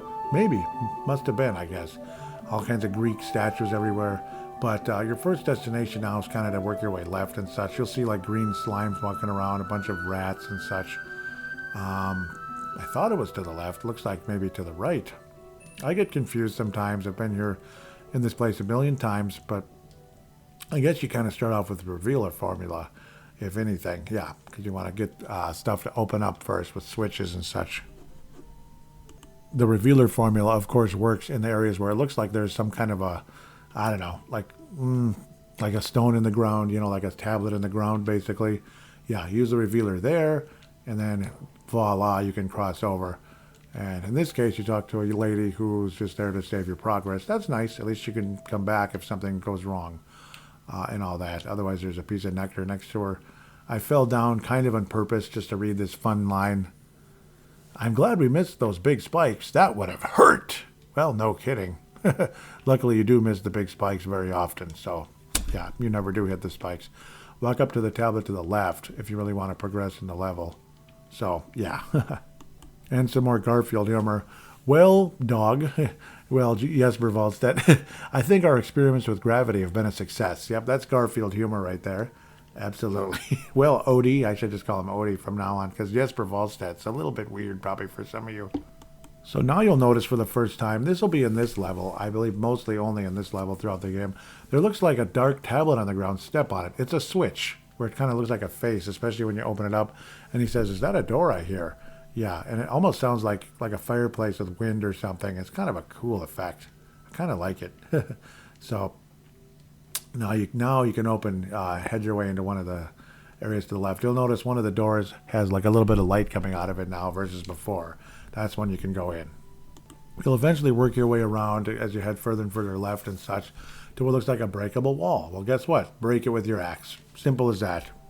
And really, the whole purpose of each room is to kind of work your way around until you get to the next switch, which will open the next door, around. Because there's like 3 different doors, like one to the, or entrances, so to speak. One, lower, upper left, upper right, lower right, that kind of thing. So, yeah, that's kind of the theme here in these levels.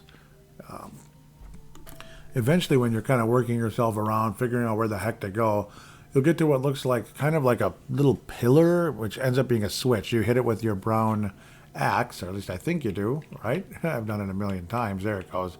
It forms a bridge. Go across it quickly because it's a temporary bridge. It'll retract.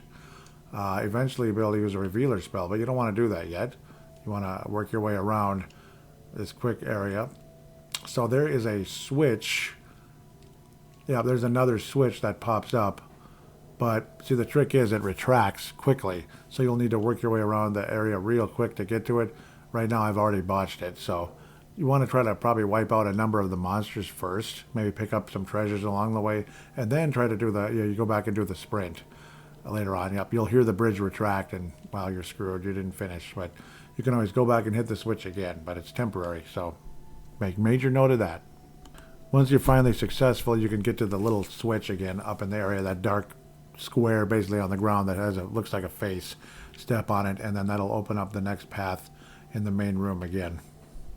The thing is, actually, you get the switch first, and then you you hit the switch on the ground first, and then you try to go across the bridge. Sometimes my memory is just messed up as I'm playing it, but generally speaking, so that's how you really do it. So, very important. So you actually hit the dark switch first, then the long switch that has you cross back over and sprint back to get across that bridge, that kind of thing. So it is what it is. Sometimes it's like I think I know everything, and I sure the heck don't. And once you're finally able to work your way over to the to the next area, which is the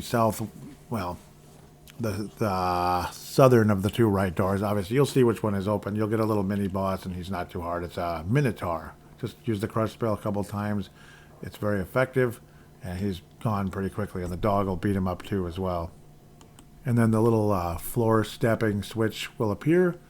Step on it, and you'll get to hear for the first time the other version of the Hall of Kalasia music. It's really nice. Check it out.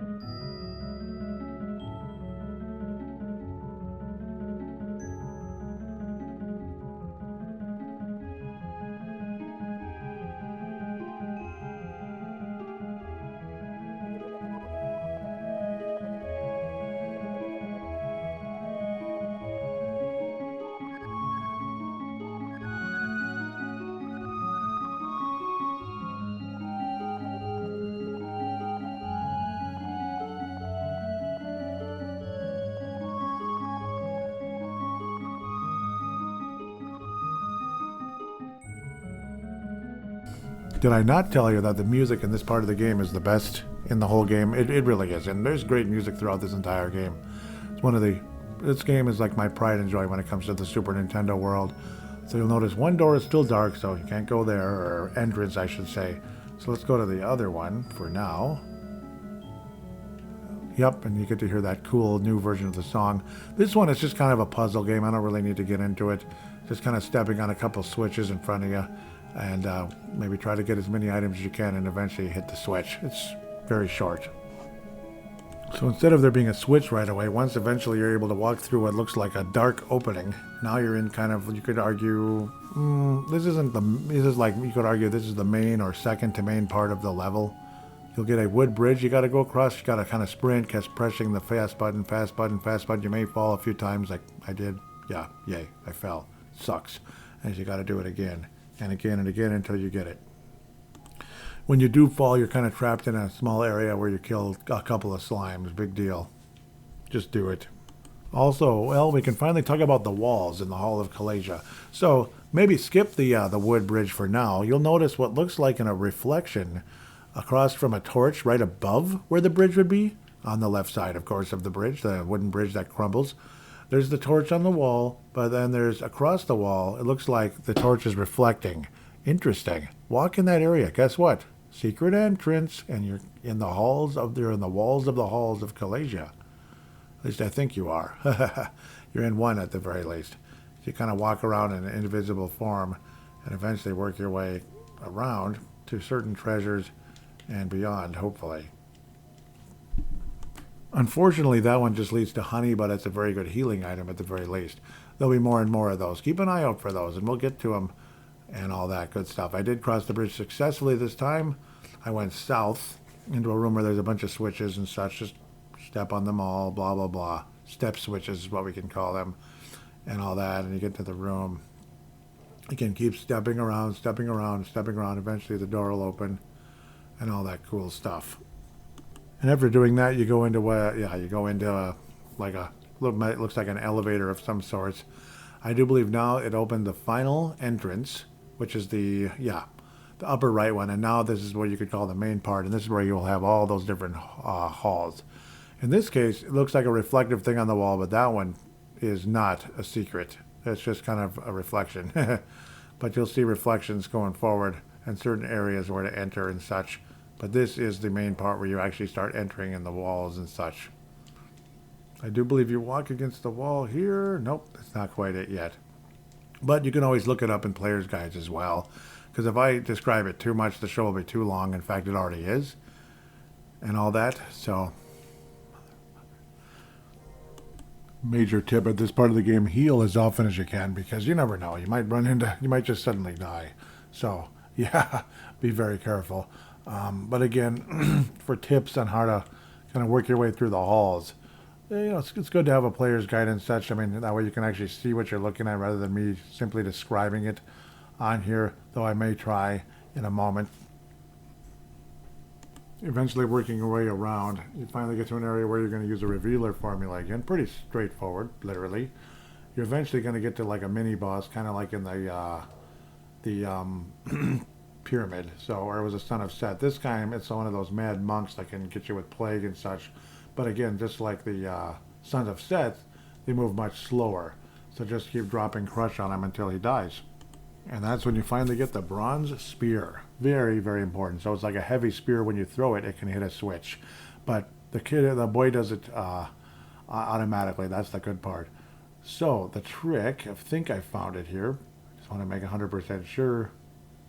Okay, so the left side of the room, we'll say the lower left side of the area where you fought that mad monk, is where you can finally enter the walls and work your way around. So again, work your way around, generally to the right and up and all that type of such, and eventually you'll find your way to to the alchemist that the other guy at Horus's camp talked about. It's his brother.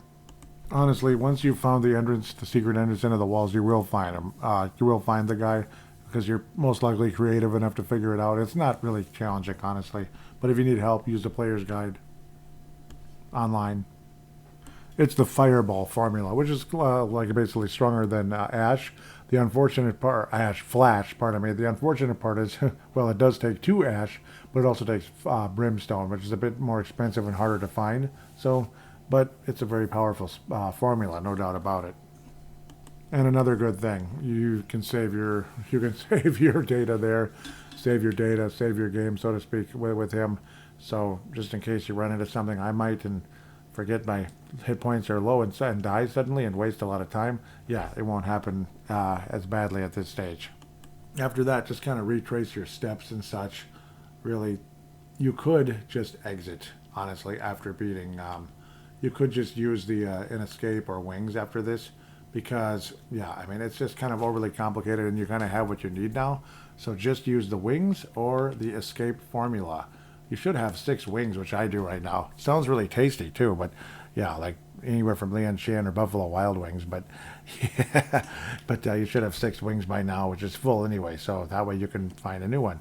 Go back in the temple, work your way up. Again, you have the bronze spear. You do not have to build it up in order for the boy to automatically throw it towards. Yep. So you walk up to the center area. You'll notice there's a switch that you have to throw the spear to. The boy automatically throws it. You cross the bridge, which is wonderful, completely automatic, so you don't have to panic and get frustrated. And up you go to the boss, and crush, crush, crush is all I can say. He's very similar to the final boss in the, very similar to the last boss in Prehistorica. In this case, there's no fire for him to jump into. Just crush, crush, crush, and let the dog hack away as well. He's not that hard at all, as long as you have the crush built up pretty good and the dog is strong and blah, blah, blah.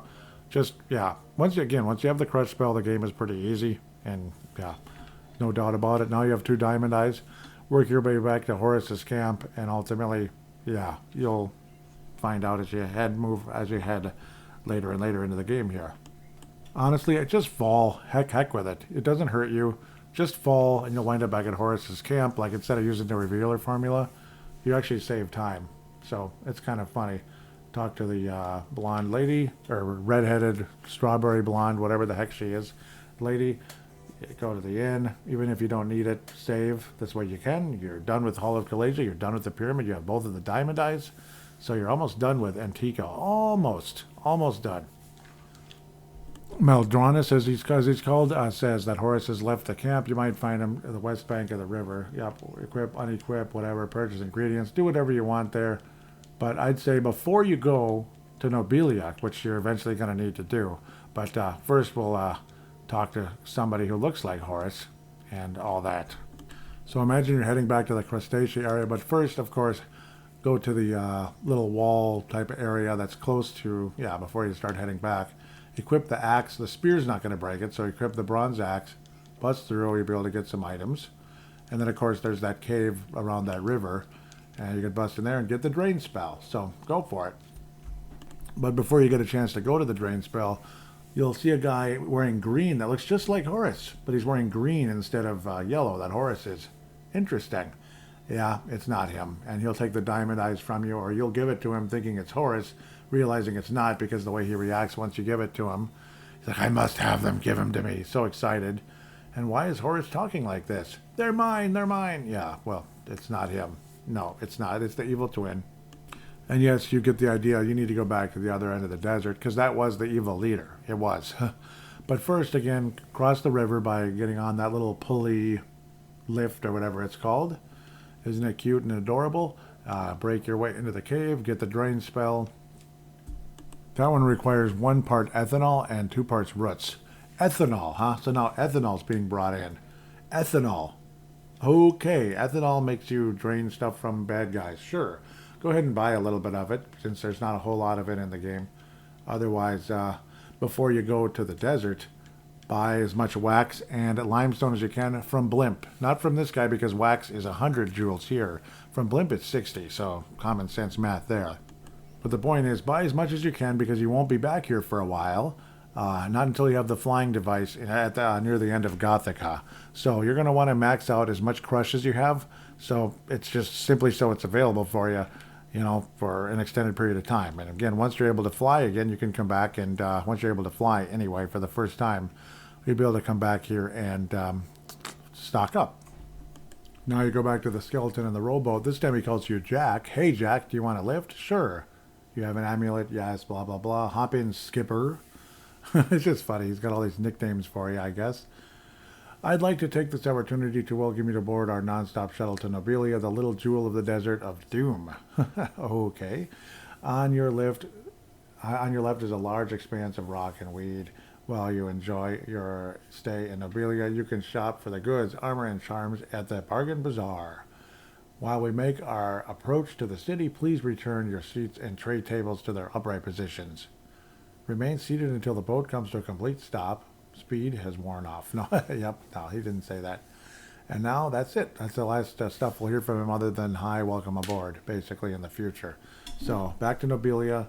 Basically work your way to where the meeting was, basically the dog statue, because there is no meeting, or there is no bazaar. Everybody's out to hear the leader, the evil leader, declare himself king of the world or something like that. It's like, we're a little late. There he is, looking just like Horus. I will now command the ancient world with supreme power, for I have the diamond eyes of the sacred dog statue. Pardon me. Feeling a little funky. That guy takes himself way too seriously, like Emperor Zorn in Apocalypse. Apocalypse. That's a tongue twister.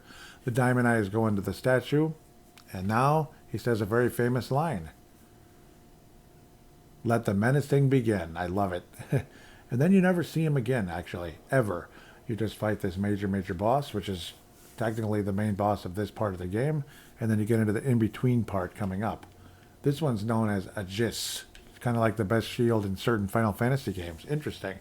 And his defense is pretty good, too, so makes sense. And when the statue basically is blocked by something, you can't cast Crush on Aegis. But once this something, whatever it is, this image blocking the way goes away for a little while, you can launch Crush as much as possible to your heart's desire, so to speak. I would say he's significantly easier than the previous bosses in a lot of ways, because it's just, I don't know, he doesn't really have a powerful attack. And then you'll notice a floating little triangle type thing, like a tiny little pyramid. Horus comes as good work. You got rid of that terrible villain, my evil twin. He was like a robot, basically. But then this thing starts falling apart. So very interesting. It starts opening up that I could blow up in a second. Energy core. I didn't know statues had energy cores, but apparently this one did. Tiny comes and throws it. And then apparently it opens up some new areas that's uncharted in Evermore. And maybe that's your way home. Maybe, but probably not. It does help you, though, get to Gothica, which is where we're heading eventually next after going into the stores. But I think this is a good time of the game, good time of the show, to probably stop and consider this the end of part 1 and be prepared for part 2 coming up in a few weeks or so, depending on how long it takes, that type of thing. So might as well have this one completed right here and right now, and we'll continue on our path to Gothica and into Gothica, and ultimately Omnitopia in part 2. I'm guessing this episode of this overall project, Secret of Evermore, is probably going to be 2 parts versus Zelda. We'll see. Maybe it will need a 3rd part, but I'm guessing only 2 this time around, hopefully, is what all we'll need. They'll just be a little bit longer, and I think it's better than splitting it up into 3. That seems a little crazy. With that said, hope you've enjoyed this so far. I've enjoyed it very much. I apologize this past few minutes here. I've been a little on the quieter side because I'm recording this when it's getting a little bit later in the evening and my wife's trying to sleep. So just an apologies there in case I sound a little bit too quiet and mumbly and all that. So I'm also a little bit worn out as well at the end here because it's been a bit of a blizzard time, so you get a little tired when that happens. But yeah, we'll continue with Secret of Evermore in part 2 coming up soon.